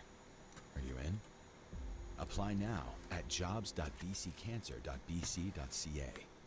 Just the access through video of experiencing this site and the mystery that's attached to it. Like, who are these people? Yeah. Why did they build this? What artifacts haven't been discovered that are inside of this thing? And, here's what archaeologists say. Here's an alternative point of view. Yeah. You're an intelligent member of the public. Make up your own mind. You're being reasonable. That's outrageous. It's a most unfortunate thing. Well, it's not unfortunate that there's a lot of people that are interested in it, though. More and more. Yeah. It's a fascinating phenomenon. I do see it as an extension of our interest in our own genetic origins, for example. A lot of people, I haven't done it yet, but I'm kind of keen to do 23andMe or whatever it's called. I wouldn't do it. No. Not now. No, they sell all your data away. They'll sell your data. Now someone's going to know your exact DNA. Yeah. The whole thing's nuts. Like, I didn't know that they could do that, but apparently they have. Not only that, databases get breached and they find your information. My eldest son, who is half Somali and half English, had his DNA done with 23andMe, and he found what it showed was that he's 50% African and 49% British and 1% Spanish. Oh. And we tried to figure that out, and the answer is that my ancestors came from Cornwall in the southwest of England, and that's where the Spanish Armada washed up. And the survivors of the Spanish Armada washed up and then integrated with the local community and contributed their genes. So, there is an interest in the past. There is interest in our personal past, our personal origins, our ancestors, who we are, and there's a much broader interest in the story of humanity that has brought us to where we are today. And this haunting feeling that something's missing, and that we have a civilization today. I often would like to compare it to a sort of furious, in terms of the level of consciousness, our civilization today is like a furious, petulant teenager. But in terms of what it can do, in terms of the destructive power of nuclear weapons, it's a god. So we have godlike powers with the consciousness of an immature teenager. That's what we're looking at in the world today. And maybe by understanding our past better, by understanding our unity that comes down from the past, maybe we can learn something that will be helpful to us in not carrying on in this way, because we do live at an inflection point just now. This is one thing I'm pretty sure that quote-unquote my lost civilization didn't have, and that was nuclear weapons. But we have nukes today, and we have them in an enormous scale. And behind each of those nukes is a fragile human being with his own or her own ego and complexes and fears and paranoia. And we're reaching a point where those buttons are going to be pressed. We are, as far as I know, the first human civilization that has the capacity to actually wipe itself out completely. We don't need a comet impact. We don't need a solar outburst. We can do it to ourselves. And that requires humanity to make a major step forward in consciousness. And I think making that major step forward in consciousness will be helped by better understanding our own past. I agree. I mean, it's just disturbing how many times we can travel to ancient places like Greece or any place where you go to Rome and realize, oh, there's a thriving civilization here at one point. And you were in Greece recently. Yeah, with Brian. You went with Brian Morarescu. Yeah. Brilliant guy. Brilliant guy. Yeah. But what a treat it is to have a tour of the Parthenon, the Acropolis, with him. Yeah. And we went to see the site of the Eleusinian Mysteries and all that. It was very, very, very interesting, but just also sobering because you realize like this civilization did not make it. This insane, fascinating, complex civilization crumbled. Yeah. And the idea that ours can't is one that we kind of hold dear. Like, we're different. We got it figured out. We're better. But there's so much evidence that that's just a normal pattern of human history. Civilizations come and go. Yeah. We could be gone in 20 years. Yeah. I'd love to take you on a trip to Egypt. I want to go. I'll tell you about an idea that was brought to me after the show. I can't talk about it now. Yeah. I'll tell you. I've made friends with Zahi Hawass. I heard. He's a very interesting. You guys are homies now. Yeah, we're homies. we had a nice dinner together, and it's partly because who needs more enemies and hatred in this world? Exactly. And I said some very cruel and harsh things to Zahi in the past, and I felt the time had come to apologize for those. So I went to Egypt to apologize to him. Really? And we had a fantastic dinner together. His son joined us. Santa was there. It was very friendly and very positive. I love stories like that. And we've agreed that we will, if by chance we get a season 3 of Ancient Apocalypse, which we may or may not get. Final voting day for the provincial general election is Saturday, October 19th. If you haven't cast your ballot yet, October 19th is your last chance to vote. Find your voting place on your Where to Vote card or visit elections.bc.ca. I'm not in control of commissioning decisions at Netflix, but if we get a season 3 of Ancient Apocalypse, I would like it to be entirely on Egypt. And what I would like is for Zahi to confront me on every point as we go through Egypt. Whatever one says about Zahi's explosive personality, he's been immersed in ancient Egyptian Egyptology for his whole life, and he has very strong points of view on it. And he's a fun guy in some ways. I'd imagine that as people get older and wiser and realize the folly of their ways, particularly in their youth, maybe he would be more open to the idea that the civilization is just this civilization, same civilization, but older than you think it is. Yeah, I'm hoping to persuade him of that. I think it'll be an interesting dialogue if we get to have it. I think people for a long time had this concept in their mind that changing the dates somehow negates the accomplishment of the people that lived in the prescribed date. Yeah. That somehow or another... the pushing it back. Yeah, yes. The pushing it back somehow or another... And they'll even say it's racist. This is a propaganda. This is propaganda. This is archaeological propaganda. That's been said to me repeatedly, that I'm suggesting that all the achievements of certain indigenous cultures around the world should actually be handed to a lost civilization, that ideas were brought to them. Yet weirdly, those same archaeologists recognize that agriculture was introduced to Europe by emigrants from precisely the Göbekli Tepe area.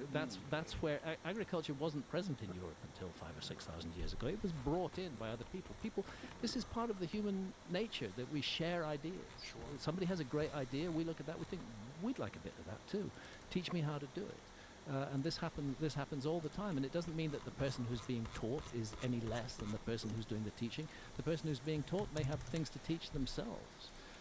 I've always felt that if there was a lost civilization at all, and I believe there was, but I can't absolutely prove it, I think we're looking at a terrible cataclysm. Part of it happened near Göbekli Tepe. Abu Huraira in Syria was hit by one of those airbursts, absolutely incinerated at that time. Terrible cataclysm. with relatively few survivors, and that those survivors, just as we would do today, took refuge amongst people who'd made it through the disaster better. And those people who'd made it through would most likely have been hunter-gatherers, because hunter-gatherers are so resilient and so able to survive disaster, whereas people in a quote-unquote civilized condition are often not. I mean, you know, we can see I understand that the hurricanes that are happening in the U.S. at the moment are horrific natural events which are killing people. But we're talking about something on a scale vastly larger than that. And it's difficult for me to see. We find it hard enough to make it through a hurricane. I find it difficult to see how we could make it through another Younger Dryas impact event, or how we could make it through a man-made cataclysm as a result of nuclear war, which is, I suspect and I fear, is much closer than we think. I hate the idea that nuclear missiles may be flying in my lifetime or the lifetime of my children, but I have to say, honestly, it's a possibility with the state of the world at the moment, and the low state of consciousness of the people who lead us.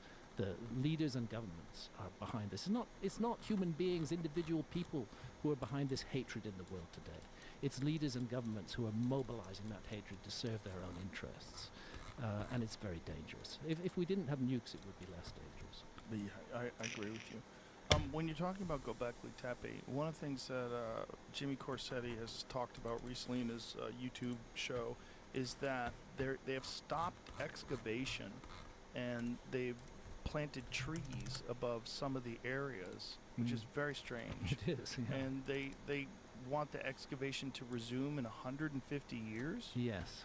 So what would be a logical reason to not excavate these fascinating ancient sites that are at least 11,000 years old? Generally, with any archaeological site, they don't excavate more than 5% of it, and often less than 2% of it. Is that because of funds? It's often because of funds, but it's also because of the feeling that as technology improves, more may be learnt from these sites in the future. And that's a reasonable argument, because excavation is destruction. To a certain extent, excavation destroys what's being excavated. And therefore, when you interfere with a site and start excavating it, you may be destroying materials that in 100 years, technology would be able to interpret in a completely different way. I mean, go back 100 years from where we are at present, and you didn't have carbon dating, you didn't have LiDAR, you didn't have all kinds of methods of dating objects, you know, luminescence, the luminescence from rocks is another way of dating. We didn't have any of those technologies. We do have them now. And so I think the speculation is 100 years in the future, archaeologists may have technologies that would be able to extract more information than this. That's the case that's made. I get it. But I think Göbekli Tepe is such an important site. And I know for sure, because I spent 3 days with Klaus Schmidt, who was the original excavator of Göbekli Tepe, that underneath that place there are dozens of huge unexcavated stone circles with enormous megalithic pillars in them, all under the ground, waiting to be excavated, and the decision appears to have been made not to excavate them. And I do find that slightly suspicious. I do find it odd. I think the site has got such an important role, it's such an iconic site, that to just stop the excavation or to only continue it in a very small way isn't satisfactory. When you say suspicious, like what would be the motivation for discontinuing that kind of excavation other than the fear of destroying things? I don't want to be a conspiracy theorist. Please do. Jump right in. But there is an issue here.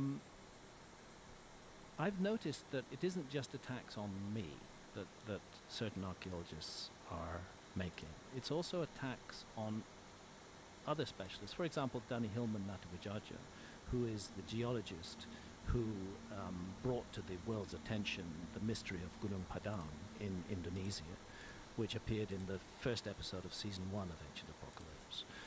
The possibility that this site is more than 27,000 years old. That we're looking at a pyramidal structure that has had several phases of work done on it, and that the earliest phases go back deep into the last ice age. he managed to publish a peer-reviewed paper on this, but unfortunately for Danny, he'd appeared on my show. And that led archaeologists to dive in on him, and there was a ganging up of archaeologists, and complaints were made to the peer-reviewed journal that published it, and finally they retracted. They retracted his paper without any good reasons. I've got a major article by Danny on my website explaining what happened here. It's like we don't want too much attention brought to this. Let's crush it. Let's crush it right now. The same thing is happening with the Younger Dryas impact hypothesis.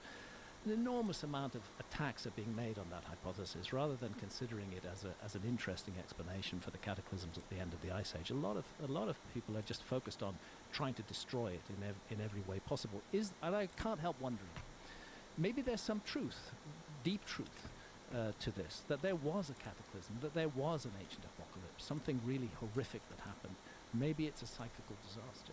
Maybe it's coming round again. This is something that would lead any government to want to avoid panic, to suppress, to cover up these issues. So that would be the conspiracy theory on it. I'm not saying I buy it, but I'm saying that it's possible. Would also a conspiracy be that they'd recognize that some of the area around Göbekli Tepe was older still, and they decided the archaeologists didn't want to confront it, and they put a stop to it? That's also possible.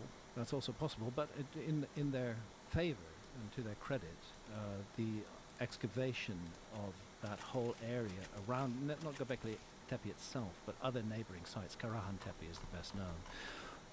Turkish archaeologists, it's interesting, are calling this now a civilization. They're calling it the Tas Tepeler civilization, the Stone Hills civilization. And they're finding that the same iconography, the same building techniques, not quite on the scale of Göbekli Tepe, are repeated all across the region. They extend all the way down to the south of the Jordan Valley, to Jericho.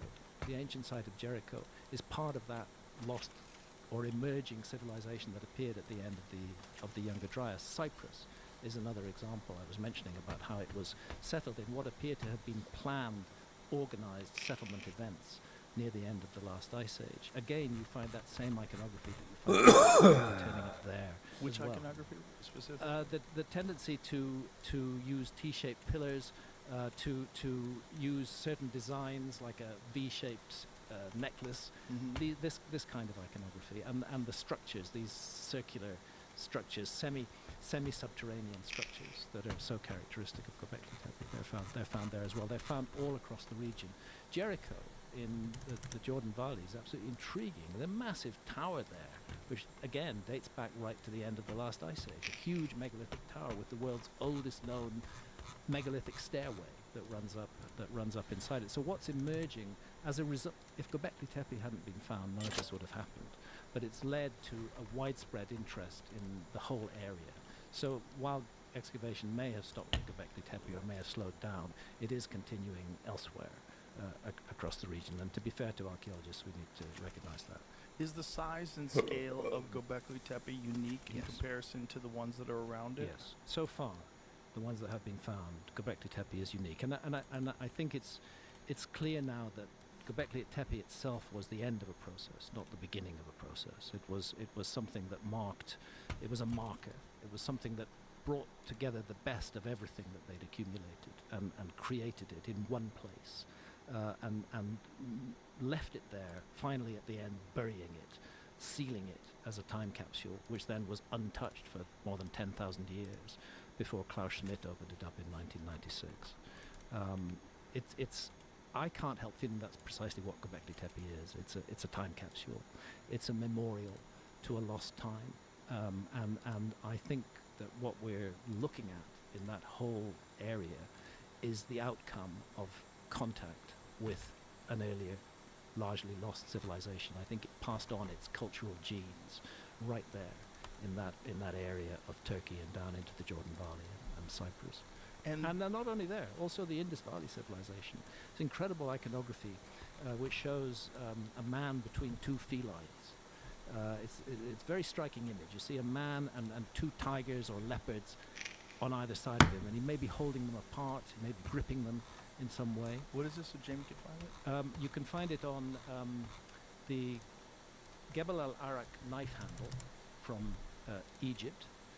You can find it from Sayburk, Sayburk, in Turkey, the man between two felines, and you can find it in the Indus Valley civilization right across in Pakistan on these steatite seals that they used to make, where again you see that same icon of the man between two felines. And it suggests that cultural ideas way back in the remote past were being spread around the world very, very rapidly. Find anything there, Jeremy? I can tell you the. So how much of that area where Göbekli Tepe has been searched with LiDAR? Here it is. Here's the images. Look at that. Wow. Yeah, there we are. That's Harappa. That's from the Indus Valley civilization. Wow. Man between two felines. What do you think that supposedly represents? Nobody knows what it represents, but what's intriguing is that it turns up in so many different places. But I'd like to find the just give me 1 second just to find something. I hope I'm online here. I am. How many of the areas have been searched with LiDAR? Hang on, Joe. Bear with me. Just No one- worries, no worries. 1 minute. This is where I have to take my bloody glasses off. You got to go back and forth? I'll show you that Karen Tepe has some cool stuff that I don't think we've seen. There's this huge skeletal figure. This one, 12 feet high or something like that. Kind of similar to the Easter Island heads. The Zog. What do you think it is? How weird are those structures? You know, but like the way their hands are placed, it's kind of similar to the way the Easter Island hands are placed. Jamie, could I get plugged into the HDMI? Sure. Do you need to? Yeah.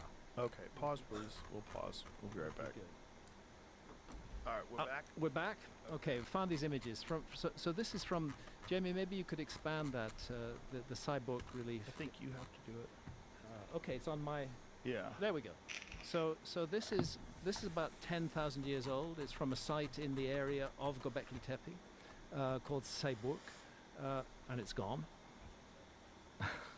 There it is. And it's clearly a man between two felines. And interestingly, he's holding his dick, exactly like that piece that you just showed from Karahan Tepe. And then if we go on.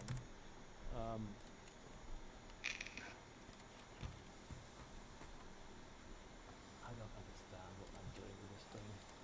There it is. So then the Indus Valley, again. Yeah, I'm controlling what's on the screen. You are, okay. So there's the man between two felines. Again, expand that. So that particular image, is there any sort of a theory as to what they were trying, what that represented? Human mastery of animals is the only one I've heard that's being suggested. But it seems like they're trying to get him. Well, it does in that case, rather than or that he's holding them. Right. He's holding them at bay, keeping them from getting each other. Yeah, and then if you go down to the Egyptian one, which is the Gebel El Arak knife handle, there it is. That's from ancient Egypt, pre-dynastic Egypt. Same thing. Wow. And then the next one is from Tiwanaku in Bolivia.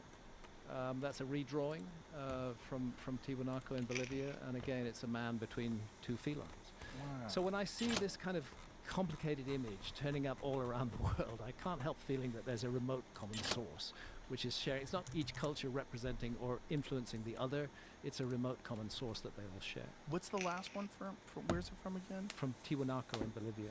Look, what do you think he's got in his hands? Well, it looks like two felines that he's holding apart. Right, but what are those things that are dangling down? I absolutely have no idea, and I'm not sure if anybody else does, although I'm reminded in that one of the handbags that we see in some of the figures from ancient Sumer. Right, but what is the thing on the left?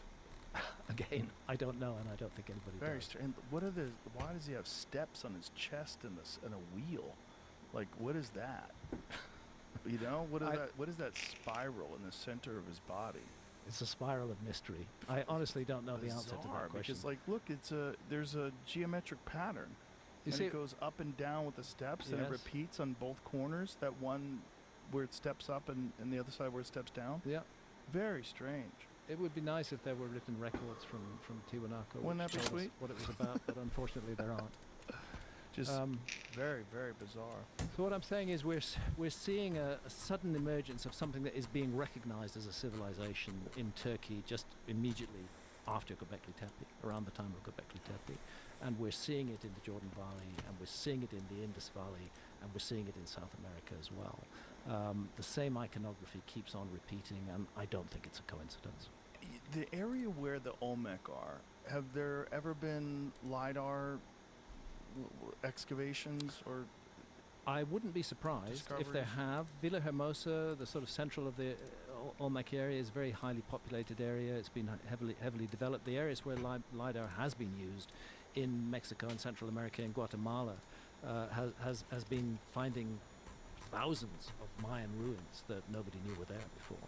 Again, under the jungle canopy. LiDAR has been used extensively in the Yucatan in Mexico and into Guatemala as well. But whether it's been used, there we Look go. at that. Hundreds of And Olmec ceremonial centers. Yeah. Wow. Yeah. This is all, thank you LiDAR. You know, So crazy that stuff was there all along. and nobody knew. And nobody knew. Yeah, and of course, the Amazon rainforest is an even bigger rainforest than this, and what's hiding in it, Right. is a mystery that needs to be solved in the coming years. Right. If we're going to have any idea of our own past, I think the Amazon's incredibly important. It's why I chose to focus season 2 of Ancient Apocalypse on the Americas, because I think, in terms of the quest for the origins of civilization, the Americas are the most neglected area. Archaeologists haven't looked there. They define themselves as being in favor of indigenous peoples and against any kind of supremacy, but by and large they look to Europe and to the Middle East as the origins of civilization and don't consider that it might have been in the Americas.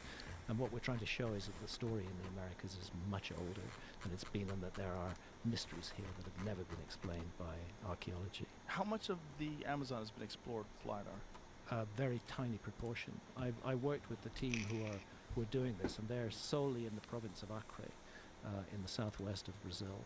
And they haven't worked in other areas. What would be needed, I'm hoping some amazing philanthropist will come forward, and if such a philanthropist will come forward, I can connect him with the people who are doing the work in Acre, that we have a LiDAR survey of the whole of the Amazon. That's what I'd like to see. And it wouldn't be a billion-dollar project because it can be done with drones now. It could be relatively cost efficient. That would be incredible. Just imagine what's out there. Yeah. And and we have the tech. We can do that. We can do a LiDAR survey of the Amazon. Where specifically did they think that lost city of Z was, and did they try to explore that yet? I think it was in Ecuador or Colombia. I can't remember. That was Percy Ford.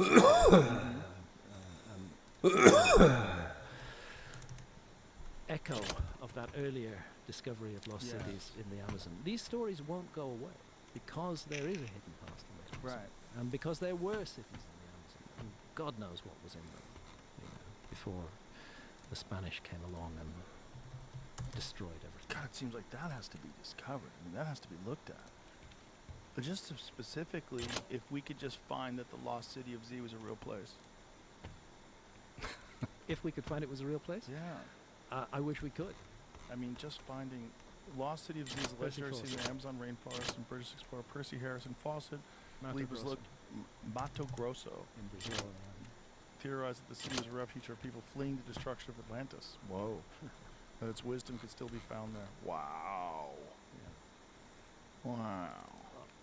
I think we're going to find the lost city of X and Y as well. I bet. And W. Maybe ABC, D. And possibly ABC and D too. Yeah. Maybe a bunch, yeah. It's, at the very least, it's clear that not enough is known. Yeah. Not enough is known. And I think it's right and proper that we have curiosity about our past. And I think it's unfortunate that people, including myself, who express that curiosity without any dogma, but simply are mystified by problems from the past, are so likely to get slapped down and face this abusive power grab by archaeology, who are saying the past is ours, you may not intrude here, we will define you as a pseudoscientist, we will call you a hoaxer and a liar. I defy anyone out there to find a single statement I've made that is a lie. And a lie is a knowing untruth. Yeah. As far as I know, I have never, ever told knowingly an untruth. What a stupid thing to do that would be. That would scupper my whole work. Yeah, exactly. I may have made some honest mistakes. Everybody does, including the most godlike archaeologist. But I have never knowingly told an untruth, and I never would. Of course not.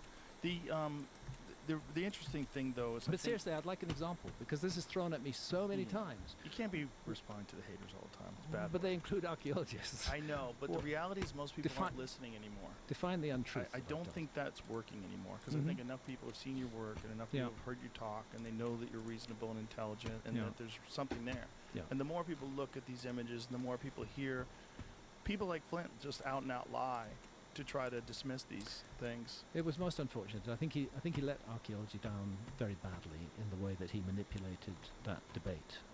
And I'm sorry it's taken me so long to come back with the fact checking, but it was necessary to do. And I'm very grateful to a number of completely independent, separate individuals on the internet who have drawn attention to some of what Flint did. Yes. One calls himself illegitimate scholar, and the other calls himself debunking. And they got into this material very, very early and helped me to understand how I'd been duped by this material. Because I took it all at face value. Well, that's the beautiful thing about the internet. Yeah. You know, there's a lot of people out there that are very invested in these ideas and exploring them, and they also find it very uncomfortable that they're being confronted by these scholars, these people that are supposed to be the ones that are the experts in this area, that are dismissing things that shouldn't be dismissed, that are lying about statistics, just try to diffuse your argument. Yeah. And there's also that feeling of being patronized by the so-called experts. Nobody wants to be patronized. No. And feel that somebody else regards them as too stupid to make up their own mind on something. Right. And they think that somehow or another that exploring these ideas dismisses the legitimate work that archaeologists have already done, which I don't think it does at all. Not at all. Archaeologists have done some fantastic work. Yeah. And it's really important work. What I've realized is that there's almost two different mindsets at work here in looking at the past. I think archaeology is very determined to demonstrate that it's a science, that it's a hard science, that it's completely rational, that it's all based on scientific method, and anything that sounds unscientific, which include myths, must be avoided. And also, I do find that archaeology, and it may be true in other sciences as well, are very reluctant to use the imagination. The imagination is seen as a deadly threat. Whereas I think imagination is a really important thing in interpreting the past. We should be open to possibilities rather than coming into what we confront with a closed idea. We should consider how it might have been, what might have happened. Let's use our imagination and think about this, think what all this means, think what that common iconography all around the world means, rather than just saying, oh, it's a coincidence. Well, in some places that's your only option, like the Olmec culture, where we don't know. Well, we have these faces that don't look like.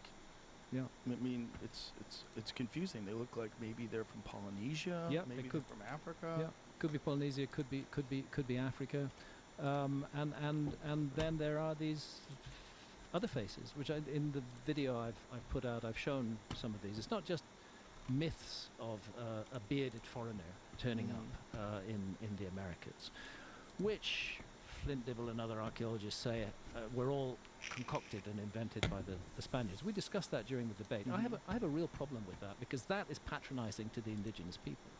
I think the myths were there amongst the indigenous people, and I think the Spaniards saw how they could use them, how they could manipulate them, but I don't think they made up the myths and somehow imposed them upon the indigenous people, who then believed that they were their own myths. I don't think they were that stupid.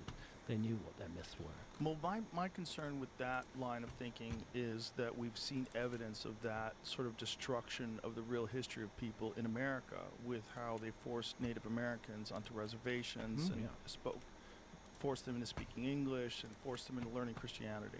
That there was a concerted effort to erase their history and their culture, and that the conquerors imposed that on the people that were there. But this is a kind of conspiracy theory that's being proposed, that the Spanish, Cortez and Pizarro and others who were involved in the conquest of the Americas, that they got together and they created a fiction, and then they made the indigenous people believe that fiction, while accepting everything else that the indigenous people believed. That was a fiction. There's no document which says that Spaniards were to create these stories. I believe that when we find them in Mexico, when we find them in Peru, when we find them in Colombia, when we find them in Bolivia, we are looking at indigenous traditions. And I have no doubt that the Spanish saw those traditions and said, we can use this, we can take advantage of this, we can exploit this, but I don't think they made up the traditions. So it's possibly a myth of people that came over on ships that look different. Yeah. Yeah. It's about that. That's And about what it comes to. When you hear about things like the lost city of Z, when you hear about all the different times where European explorers did make it to the Americas and spread their diseases, like, oh, you're gonna miss from those folks too. So who's to think that there wasn't multiple versions of that happened all throughout history? Yeah, I suspect. If it happened in the 1400s, Yeah. it probably happened a long, long time ago as well. Yeah. The whole thing is so interesting, and it never ends. And every now and again, a new discovery comes along that pushes back the date of humans in specific areas. I mean, look at the Denisovans. They only found out about them in, like, what, 2010 or something like that? Very recently. I think Santa and I went to Denisova Cave in 2013. Crazy. Something like that. So a whole new branch. Yeah. Of the Previously unknown. Crazy. And there's so much that's unknown about our past. Oh, I know what I wanted to bring up to you today because I saw this online. Maybe you could find it before I can pull it up, Jamie, because you're that good. But there's a scientist that believes there's reason to believe that those hobbit people in the island of Flores, that they exist currently. So this was, the hobbit-like species of early humans may still be living in the jungles of Indonesia. Interesting theory. Yeah. And well, that's another branch of the human chain that, when did they find out about this? It wasn't that long ago either. it certainly wasn't. I think you're looking around 2000s, 2010 maybe. Very, very recent discovery. I wonder what the latest find is published on Tuesday, Journal of 2016. Nature Communications, following 2016 discovery of tiny arm bone and teeth. There's something that these people are considering. I don't know why. You see, is there any article that says they consider they're still alive today? That's what this one is? But that one, no. It's like a small version of Bigfoot. Yeah, this it. Okay. Someone sent this to me. Yeah. So why do they think that there's might still roam? Well, this is just because of anecdotal stories, right? Because there have been multiple stories that people that live in the deep rainforest have said that they've encountered these. Why not? little hairy Why creatures. not? Why should it be impossible? It has a parallel with the Bigfoot story, of course, a different size of creature, but maybe creatures have survived, which we think are extinct. Especially small populations of them Yeah. that are very remote and very difficult to get. There are reports of sighting by more than 30 eyewitnesses, all of whom I spoke with directly, and I conclude the best way to explain that what they told me is a non-sapiens hominin has survived on Flores to the present or very recent times. That's amazing. Yeah. I would love to hear their stories. Oh, imagine maybe AI could decipher their language. Imagine they found them. You know how nutty it would be if they found a little 3-foot tall hairy human being that's still alive? Oh my goodness. Just for clarity, he made this claim and put out a book, so it might be like, come read my book, you know. Well, it's a good thing to do if you have a good theory. Yeah. I mean, write a for book. sure. I know what you're saying, though. I know what you're saying. Yeah. I hope it's true, of course. Of course. Of course. Because it's fun.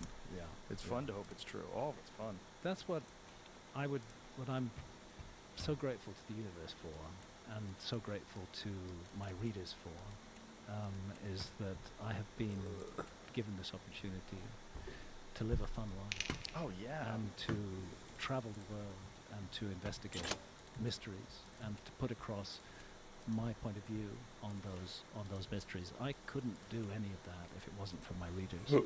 I've never had sponsorship. I've never sought anybody to fund me to do anything. I started out massively in debt. I've got to the place now where I can travel whenever I want and explore places, and that's all down to my readers. It's not just me, it's me and my readers that are making this possible, and I'm enormously grateful to them. And these days my viewers as well. You're a very lucky man. I was going to say I'm that blessed. earlier when you were talking about how you've never taken a vacation. Like, oh, you haven't, but your whole life's a vacation. Exactly. That's why I don't see, I'm 74 years old now, I don't see myself retiring. The idea of retirement is just out of the question. You try to retire, I'll go find you. I'm going to go grab you, drag you out. I love Give doing you some vitamins. I love doing what I do. Yeah. And I hope it's contributed something useful to the world rather than just flim flam. Oh no, it most certainly has. It most certainly has. You know, I first found out about you because of Fingerprints of the Gods, and one of the things that I found most fascinating when I started going into your work was the idea that the Ark of the Covenant exists in Ethiopia. That's what brought me into this field. Before that, I wrote all about current affairs. That story is so nuts, and it sounds so ridiculous, and people go, what? The Ark of the Covenant's real? But then when you go into the history of these people that lived there, and they all suffered radiation poisoning, and it's like, wait a minute. Cataracts over their eyes. Yeah. And let's not forget that there's an indigenous population of Old Testament Jews in Ethiopia, the Falashas, who have their own story about how the Ark of the Covenant got there. Right. Different from the Ethiopian national epic, which is called the Kebra Nagast, the glory of kings. That's why I got into this field. I was a current affairs guy, and Ethiopia was on my beat, and I just kept on coming across this story, and I realized it was central to Ethiopian culture, and I decided to investigate it and explore it, and it led to the Sign and the Seal, which was published in 1992, and that's what set me on the path to Fingerprints of the Gods and everything that followed that. So who is getting the cataracts? The guardian of the Ark. This is a monk who is appointed. The place is Aksum in the province of Tigray in northern Ethiopia. It's a massively interesting place. Aksum has these huge granite stelae. They're very similar in many ways to ancient Egyptian obelisks. They're a bit different in shape, but same sort of height, some of them going 110 feet high, cut out of solid granite, right up there in the highlands of Ethiopia. And then they have an ancient church, the Church of St. Mary, a cathedral actually of St. Mary of Zion, where the Ark apparently was kept for hundreds and hundreds of years. Before that it was kept elsewhere, and then now it's been moved into a chapel that stands next to St. Mary of Zion Cathedral. And that chapel is guarded by armed men. The whole town is an armed camp that is protecting what they believe to be the Ark of the Covenant, but it's guarded particularly by one guy who is the official guardian of the Ark, and he's elected by other monks to be the guardian of the Ark, and several of them have run away when they get that election, because once you're elected as the guardian of the Ark, when the previous one has died, you're going to be kept in that chapel forever. You'll never be allowed to leave it. So they're close to whatever this object is. They're close to it. And I met 3 of them over a succession of years, because their mortality is once they're appointed, they die very soon. And they all had these cataracts over their eyes, and they all blamed the object in that chapel, whether or not it's the Ark, for causing their blindness. Wow. So it's and no one is going in there and trying to get to the bottom of it. They won't let you. They won't let you. They won't let you. Can we bribe them? No. It seems like someone should go look. Yeah. What the hell is that? Yeah. No. What's in there? I mean, if we really find out the Ark of the Covenant was an actual object. I think it was an actual object. And you think it was some nuclear something or another? Like, I don't know what it was. I think it's what is rightly described as an out-of-place artifact. Because if you look at the description in the Book of Exodus, the very precise dimensions of it, I think in modern terms we'd say 3 feet 9 inches long by 2 feet 3 inches high and wide. It's got a layer of gold, it's got a layer of wood, it's got another layer of gold. It's very precisely specified, like a blueprint in the Book of Exodus. And then it does all this stuff. It shoots out jets of fire and kills completely innocent people. It kills 50,000 Philistines in the city of Ashdod when they briefly capture it from the Israelites and make the mistake of treating it like a tourist object, and they open the Ark of the Covenant and look inside, and suddenly everybody in that city is dying, and what they're dying of is cancerous tumors. This is described in the Old Testament. So it's intriguing that this object is so precisely specified and is reported to have done these terrible things. It's just insane that we know where it is.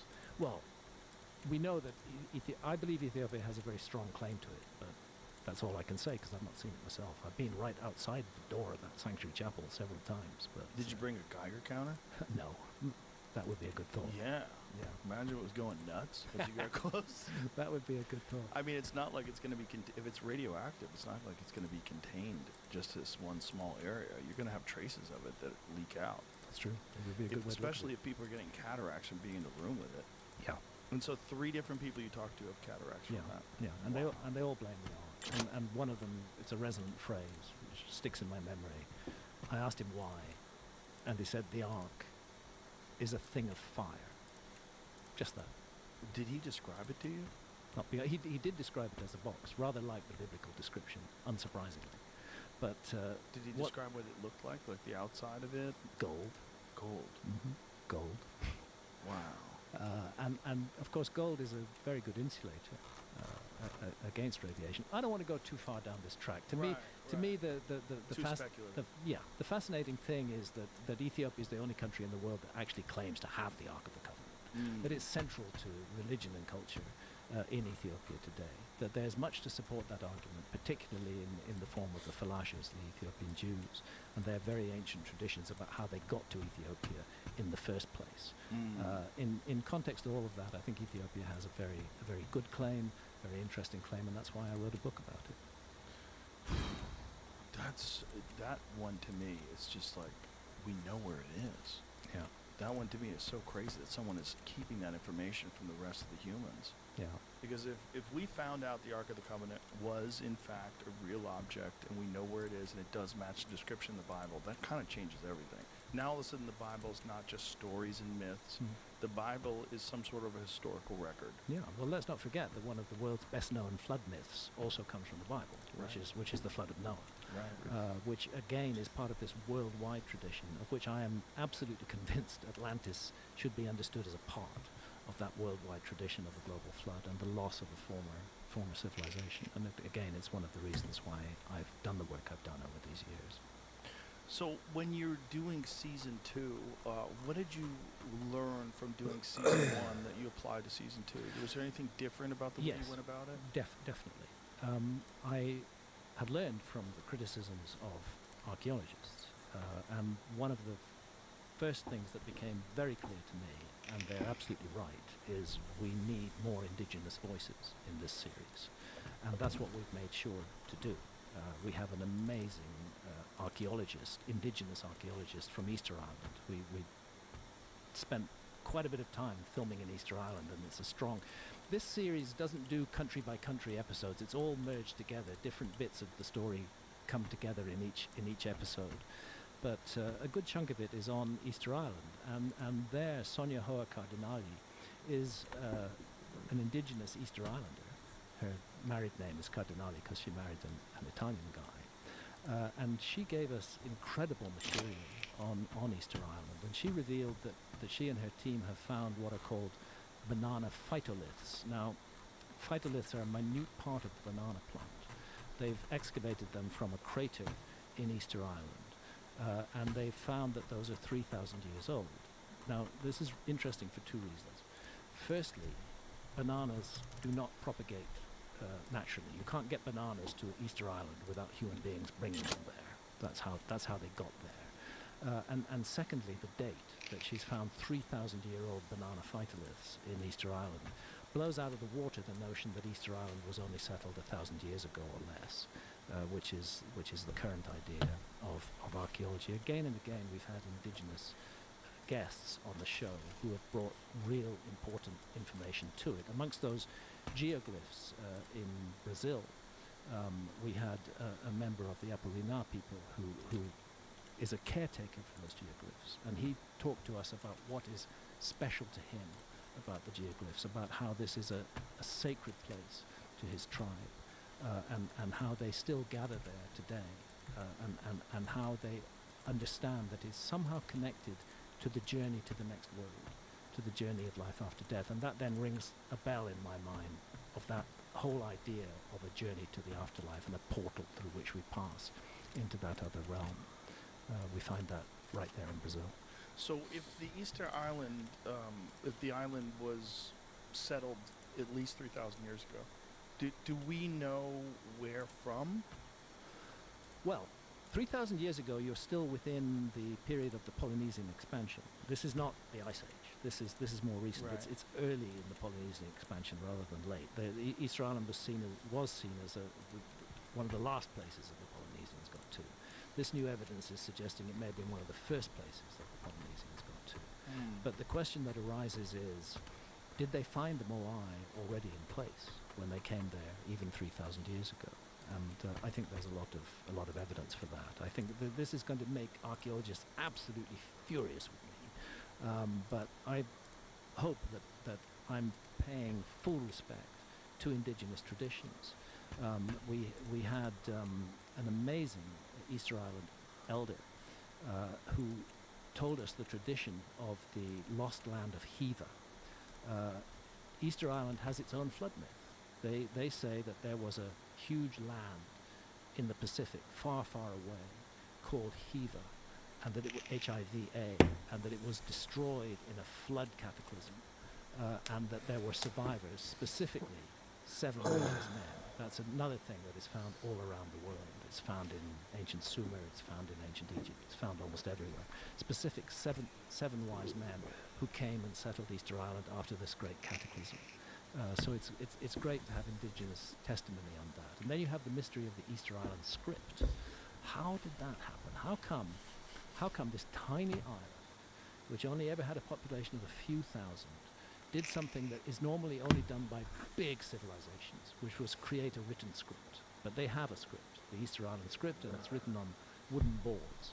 And we learned that these were the boards we see today, none of which, by the way, are in Easter Island now. They're all in museums around the world. They themselves were copies of earlier wooden boards that wore out. And these things go back far into the remote past as far as the indigenous people of Easter Island are concerned. To have a fully formed, elaborate script, which nobody can interpret today, you have to remember the tragic history of Easter Island. There was a point where Easter Island's population was reduced to just 11 people. And it was reduced to 11 people by Peruvian slave raids. They came and slaved the people of Easter Island, and they took them to work in Peru and put them elsewhere in the Pacific. Eventually there was a movement to restore them to their homeland, and gradually people came back. But at one point its population was reduced to 11. All the elders were wiped out, those who were the memory carriers. And so what's left now is just a hint of a memory of these things. But they speak with awe of these tablets with the script on it. And to me, that is a sign again that there's something wrong with our understanding of Easter Island. How can we explain that this tiny little place produces its own written language? Why would it even need a written language when you can walk across the island in 3 hours? It wouldn't need to communicate in that way, and yet it had its own script. And this script, can we see what it looks like? You can find the Easter Island script, Jamie? If you look up the word Rongo Rongo, R-O-N-G-O, Rongo Rongo tablets. One of the things that's interesting about AI is that they believe that AI is going to be able to determine, or decipher rather, a bunch of different things that we currently can't. There they are. Oh, wow. That's crazy. It bears some curious similarities to the Indus Valley script, which has also not been deciphered. And let's hope AI can decipher both of them. Look at that. That's and the way it runs is you read from left to right along the top row, then you go from right to left along the next row, then you go from left to right along the next row, and so on and so forth. A sort of snake-like. How do they know that? Because that's one of the memories that's been preserved by the Easter Islanders, and because of the way they all run on. And what do they think it represents? According to Leo, the elder who we talked to in Easter Island, it contains memories of the past. It contains memories of the past in Easter Island, instructions on how to navigate, information about the stars, and information about how to live as a community. 6 years ago, I had it all. 2 years later, I lost everything. Wow. But in a language that we don't know. We don't know what it sounded nobody like. knows it. All we have is an oral tradition, which itself is very fragmented and very faint because of that reduction of Easter Island's population to just 11 people, and the fact that the elders who were, within historical times, able to read these tablets were all wiped out. How did they decipher cuneiform? Cuneiform, I think, because of its relationship to later languages, which were known. And that's I mean, cuneiform is a writing system. You find the earliest version, I think, amongst the Sumerians, and then in later Babylonian society as well. But when you have a language, and you have a language that it's related to that you can read, or where you have a text in two different languages but it's the same text, then you're in a place where you can begin to translate it. That's what the Rosetta Stone does in ancient Egypt, because we have it in the ancient Egyptian hieroglyphs, but we also have it in Greek. And that's why suddenly the code of the ancient Egyptian hieroglyphs was cracked, because of the Rosetta Stone. Well, there isn't a Rosetta Stone for the Easter Island script or for the Indus Valley script. But I think in the case of the cuneiform, there was something similar, some context to place it in. So the Easter Island, these enormous statues, one of the things they found in, I don't know when they started doing this, they dug deeper and deeper and deeper and found out that the heads that are above the surface are just a tiny part of it. So do you think that it's just natural erosion that covered up everything else? No. You think it was purposely? I think it's a very complicated issue. The issue of erosion, it's not so much erosion, it's the deposition of sediment. It's the deposition of sediment over time. And what we're looking at with these Easter Island heads, I was fortunate to know, there we are, and I was just going to say, I was fortunate to know Thor Heyerdahl, and there he is, in the blue safari suit, standing at the shoulder of the Easter Island Moai. Dark bit is the bit that was above ground, and then they dig down, and they find that it goes down 30 feet underground, this enormous thing. And this is not as a result of being exposed by erosion. This had to be excavated in order to reveal it. And the issue is, on this tiny island, how much? If this thing is only 700 years old, which is something that archaeologists often say, 700 or 1,000 years old, if it's only that old, how do you get 30 feet of sedimentation on this tiny island in just 700 years? It looks like a much longer period that would be required to create that depth of sedimentation. Put that image back up again, please. So how much time do you think, I mean, has there been speculation, like if it just natural layers of sediment being dropped down, how long would it take to cover something? Well, like this is where I'd like to defer to the work of Dr. Robert Schoch, who's a brilliant expert in this field. We invited Robert Schoch to join us in season 2 of Ancient Apocalypse, but he declined. I think that's unfortunate, because I think Robert Schoch has done breakthrough work on Easter Island, and it's Robert Schoch who first realized that this is a problem. This deep burial of these statues by natural sedimentation is a problem. It's a chronological problem that speaks to these statues being much older than we imagine they are. Is Robert Schoch declining because of the criticism that he received about the Temple of the Sphinx? I'm not sure why. He doesn't want to deal with it anymore. I've always regarded Robert as a good friend, but he and I have not spoken since 2015. On purpose? Well, I would love to speak to Robert. Does he try not to talk to you? And I take every opportunity to express my admiration for him. And Robert has been very brave. He is a credentialed geologist, and he has stuck his neck out on the Sphinx. And a lot of people want to cut his head off for doing that. And I appreciate his courage, and I appreciate his openness of mind and his willingness to get into this. But I don't know. Somewhere between 2013, we were still good friends. We traveled to Gunung Padang together in 2013. What year did he do the podcast, Jamie? He did our podcast. Yeah. Back in the day. Yeah. I want to say it was around 2015, 2016. Yeah. 6 years ago? Okay. So 2018. Maybe that's why I stopped being your friend. No, I don't know why it is. Maybe I did something that offended him. Sometimes I can be very unpleasant and can be very angry. You're a nice guy. Well, we're all nice guys, but in every bottle. And sometimes I am very harsh and very I don't think I was with Robert. I don't understand what the problem is between us. He and I disagree over the cause of the Younger Dryas cataclysm. Robert Schoch believes that it was a massive solar outburst that brought this catastrophe about, and he focuses on the end of the Younger Dryas, 11,600 years ago.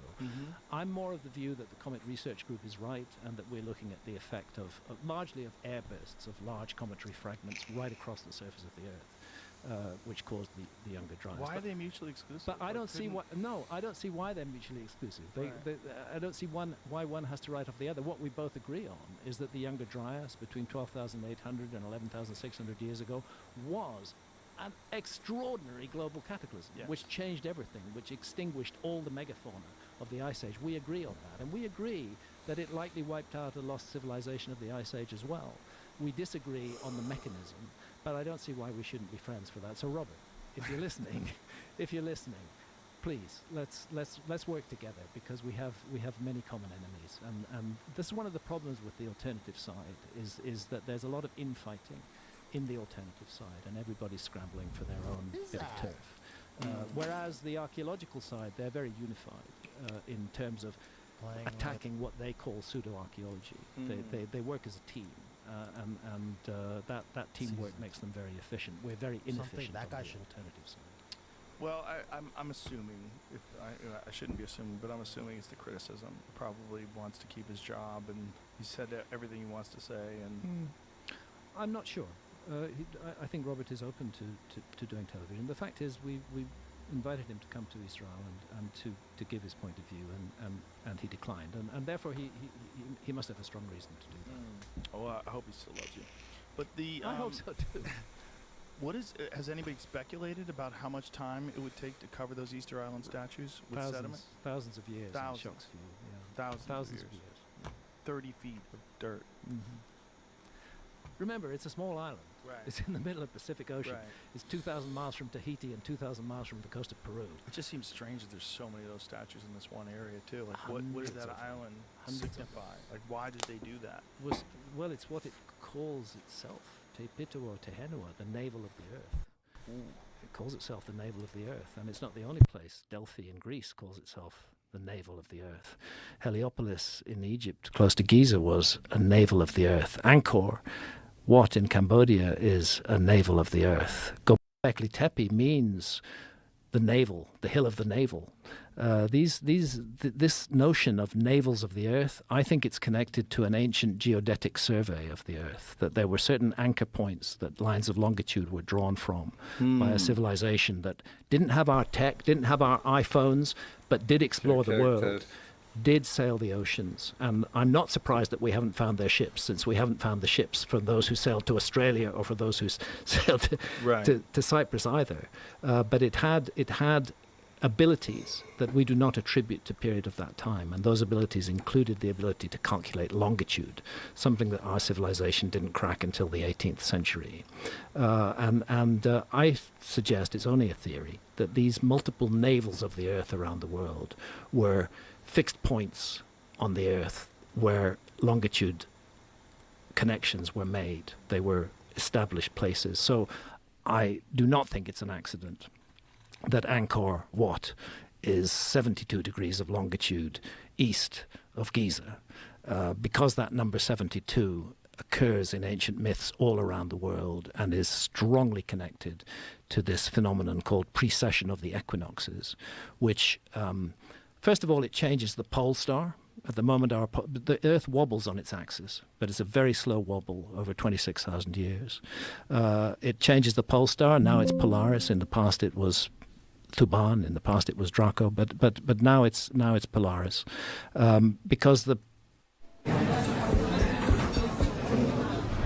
when cravings creep up on you, Nicorette lozenges are extended north pole of the Earth is spiraling in the heavens, and it's pointing at different bits of space over a roughly 26,000 year period, 25,920 years to be exact.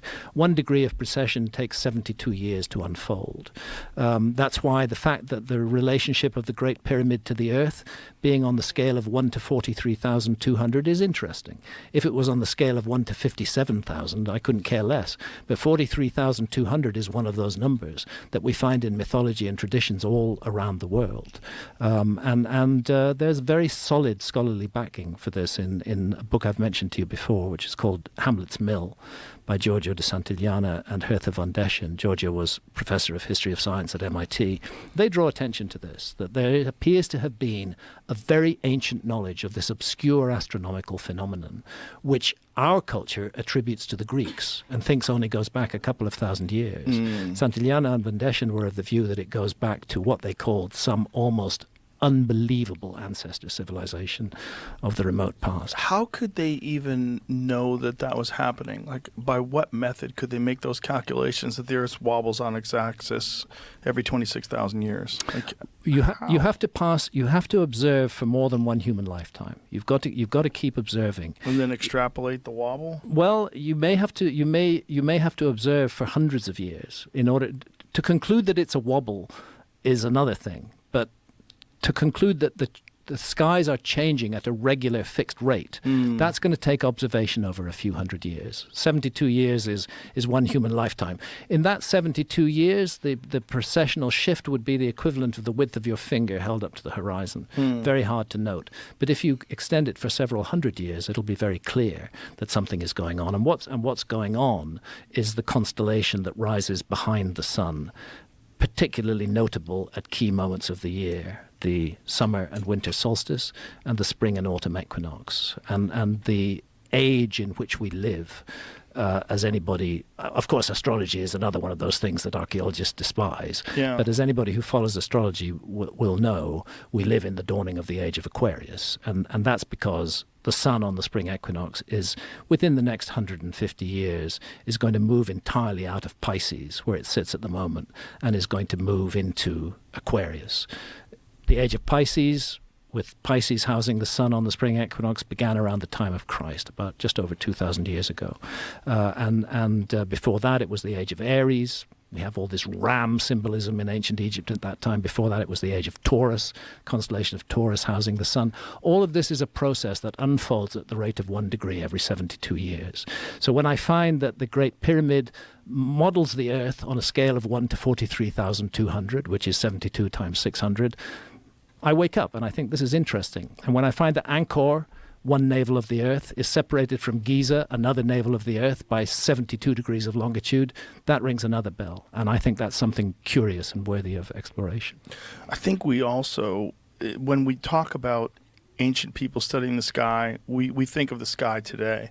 And our sky, unfortunately, is burdened by light pollution almost everywhere. Anywhere there's civilization, it's very difficult to see the stars. Very difficult. Whereas they had none of that, and they were in constant awe of this thing that they could see every night. And they probably had a very detailed understanding of where everything was, you know, in a way that you're... Far more detailed than most people have today. Right, because we don't have access to it unless you're in like deep wilderness and with a clear night sky. The presence of the sky sky in our lives, if we're living in a city, is close to zero. Yeah. It's not zero, but it's close to zero. Bizarre. Yeah.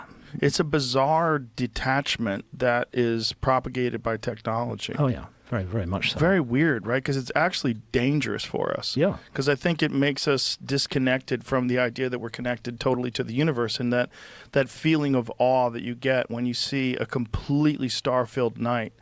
I've talked about this before, but I'll say it again. I was in the observatory in the Big Island in Hawaii, and when you go up to the Keck Observatory, the sky, you go through the clouds, and when you get up to the top and you look, you can't believe that you could see it. You can't believe. I've been there 3-4 times. Only once did we really catch it. The last time was pretty good, but one time we caught it perfectly, where there was no moon in the sky and the sky was completely clear, and it was astounding. Astounding, yeah. You feel like it's a windshield and you are on a spaceship and you're flying through deep space. You see stars everywhere. Which That's a beautiful way to put it. That's exactly what we are. We're in a convertible. Yeah. We're in a convertible spaceship flying through the universe. That's really what it is. And you don't see it every day because of light pollution. And I think it's one of the most... It's one of the saddest things about our culture. It's incredible that you can go out at night and you can see and, you know, drive and go to your favorite restaurant and go to the movies and all kinds of nice stuff. But what we're trading off is literally our connection. For vehicle accessories and overland gear in Squamish, Cabot. Drive your adventures to the next level with suspension, bumpers, tires, lighting, rooftop tents, awnings, storage, racks, hitches, and Cabot's exclusive range of truck caps and covers. You'll be amazed by the selection and the unbeatable prices. In Squamish, your adventure starts at Cabot, the truck accessory and overland center. So what is ClickUp? ClickUp is an all-in-one productivity software where you can manage everything and anything related to your work. Your documents, your chats, your whiteboards, your projects. The value of this, you don't have to buy 5 softwares to do this. You don't have to be hopping back and forth between multiple tabs trying to find that email from a year ago. Instead, you can find everything in a matter of seconds, keeping your work and everything related to productivity organized in a single place.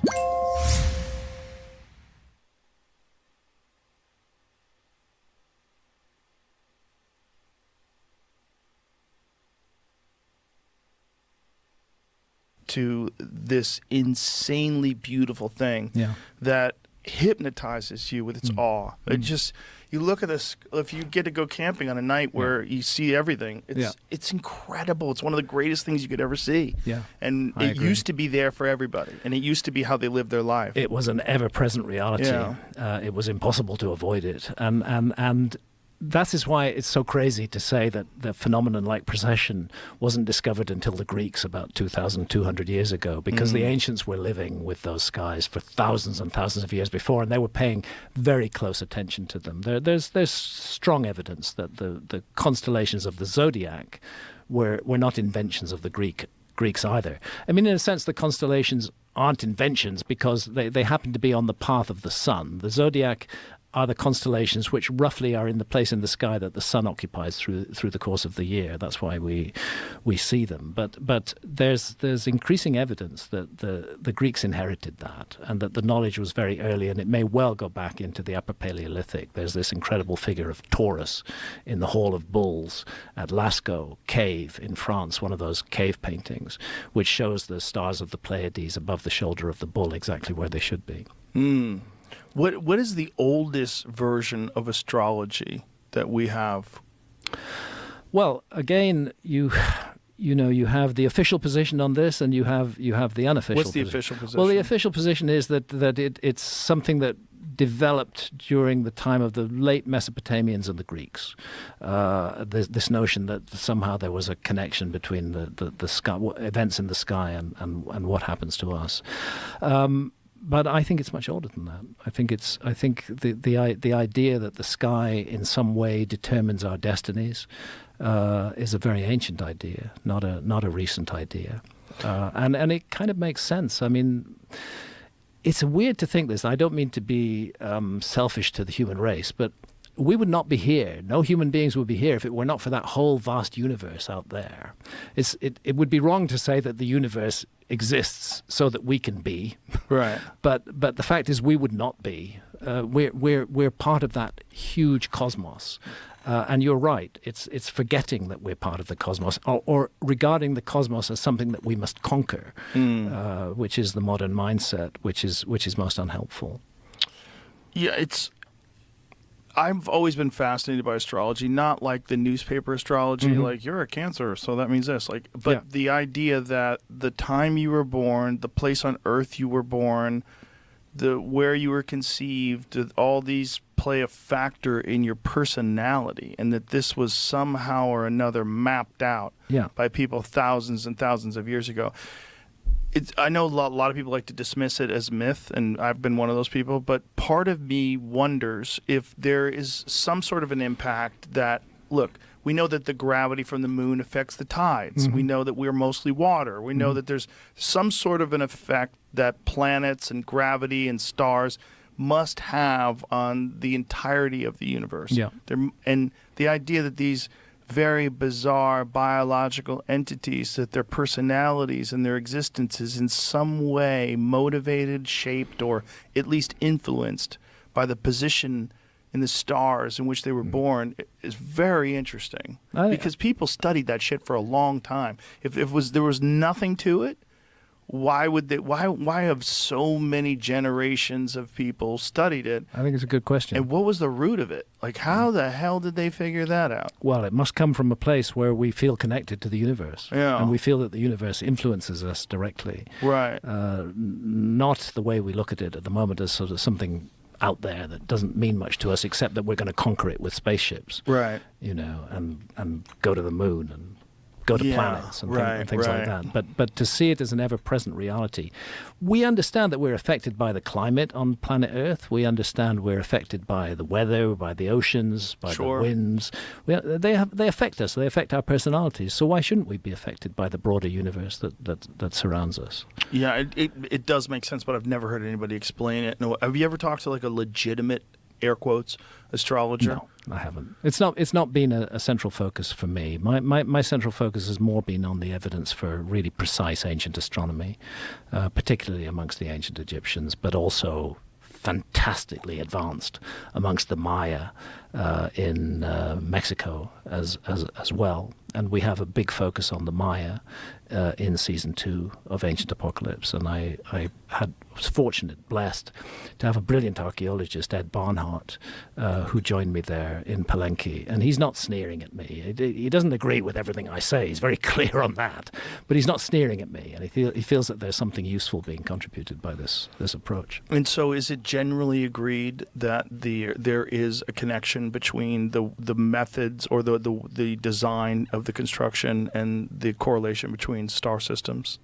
I don't follow the question quite. Is it agreed by archaeologists that the reason why these things are constructed in a very specific direction and in a very specific design, that it is mirroring the cosmos? I think that archaeologists are very reluctant to accept the broader idea. They are willing, they can hardly deny, that some structures are specifically aligned to the equinoctial rising point of the sun, in other words, due east. And other structures are aligned to the rising or the setting of the sun on the summer or the winter solstice. That cannot be denied. Serpent Mound in Ohio is a classic example of that, which is oriented precisely to the setting sun on the winter solstice. But the broader idea that, for example, positions of stars in the sky might be replicated on the ground. That's an idea that archaeology completely rejects. And that's where I would like to pay tribute to my dear friend Robert Boval, who's been very ill for the last many years. But Robert Boval brought us the Orion correlation. And my God, did archaeology descend upon him like a ton of bricks for just noticing that the 3 great pyramids of Giza are laid out on the ground in the pattern of the 3 stars of Orion's belt. And then when we work precession into the equation, we find that they're not laid out in the pattern of Orion's belt as it looked in 2500 BC when the pyramids are supposed to have been built. They're laid out in the pattern of Orion's belt in 10,500 BC, 12,500 years ago. So it's like a marker on the Giza Plateau speaking to that age, just as Pillar 43 at Göbekli Tepe speaks to that age when in the astronomical diagram on that pillar. Which also means that they would have been aligned 35,000 years ago as well. Yeah, that's right, because it's a cycle. Yeah, it goes back. Then the Sphinx is another one of those, right? Yeah, the Sphinx is another one. The Sphinx aligned with it. It was looking at the rising sun, and behind it the constellation of Leo 12,500 years ago. But if you go back 26,000 years before that, you'll find the same alignment occurring. It's a cycle. It's not a one-off event. It's a cycle that occurs every 26,000 years. It's a mind blower.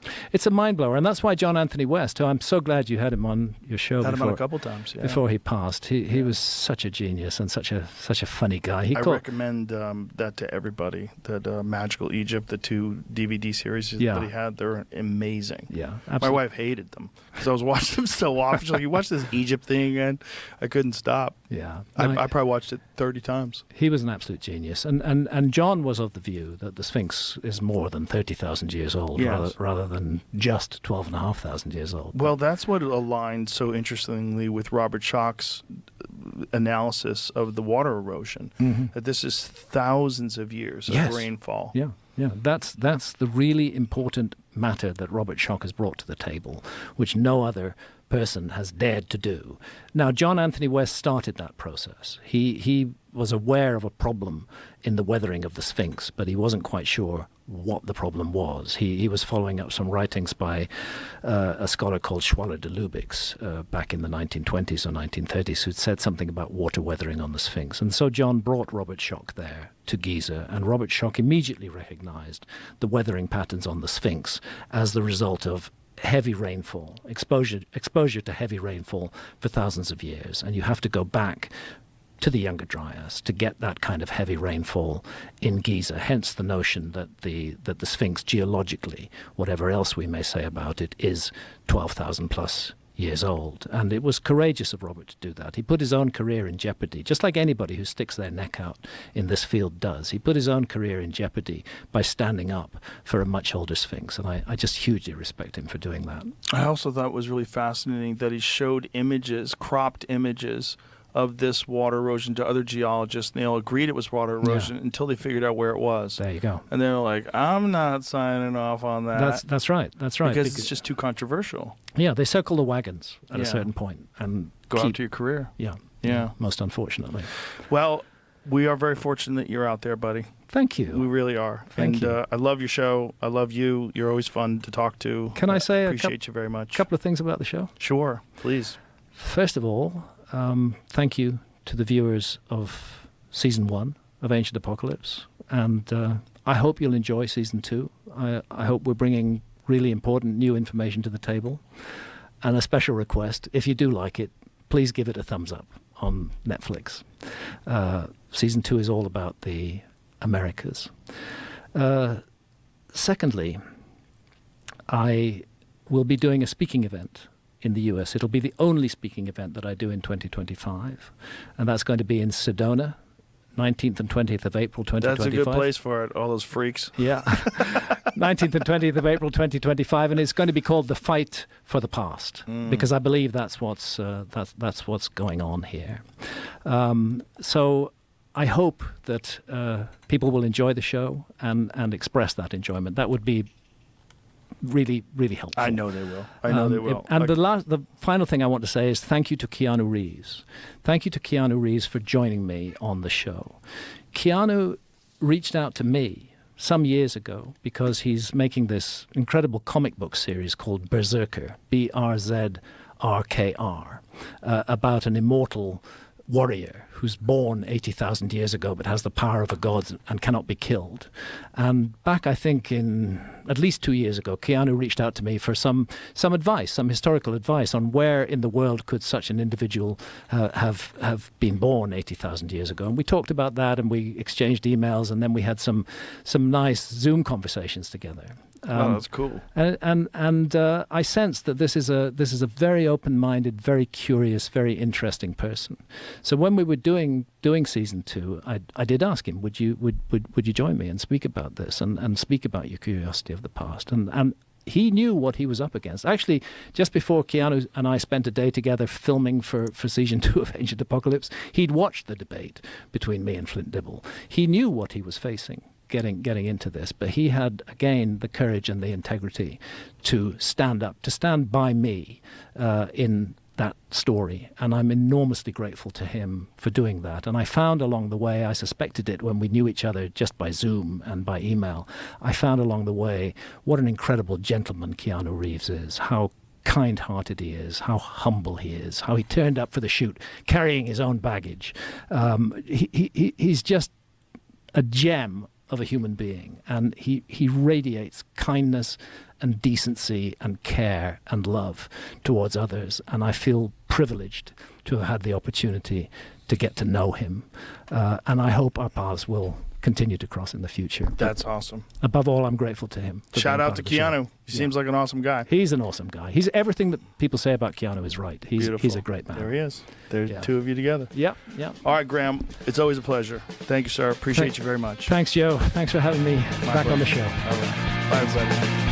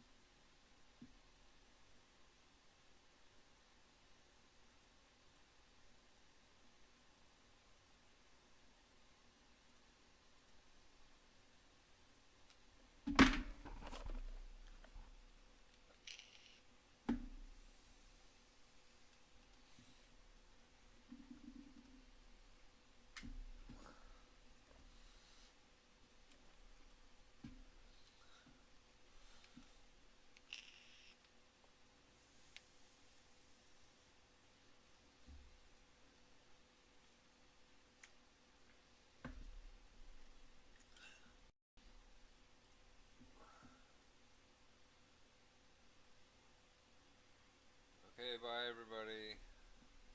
Okay, bye everybody. Taking a break. I'll be back later on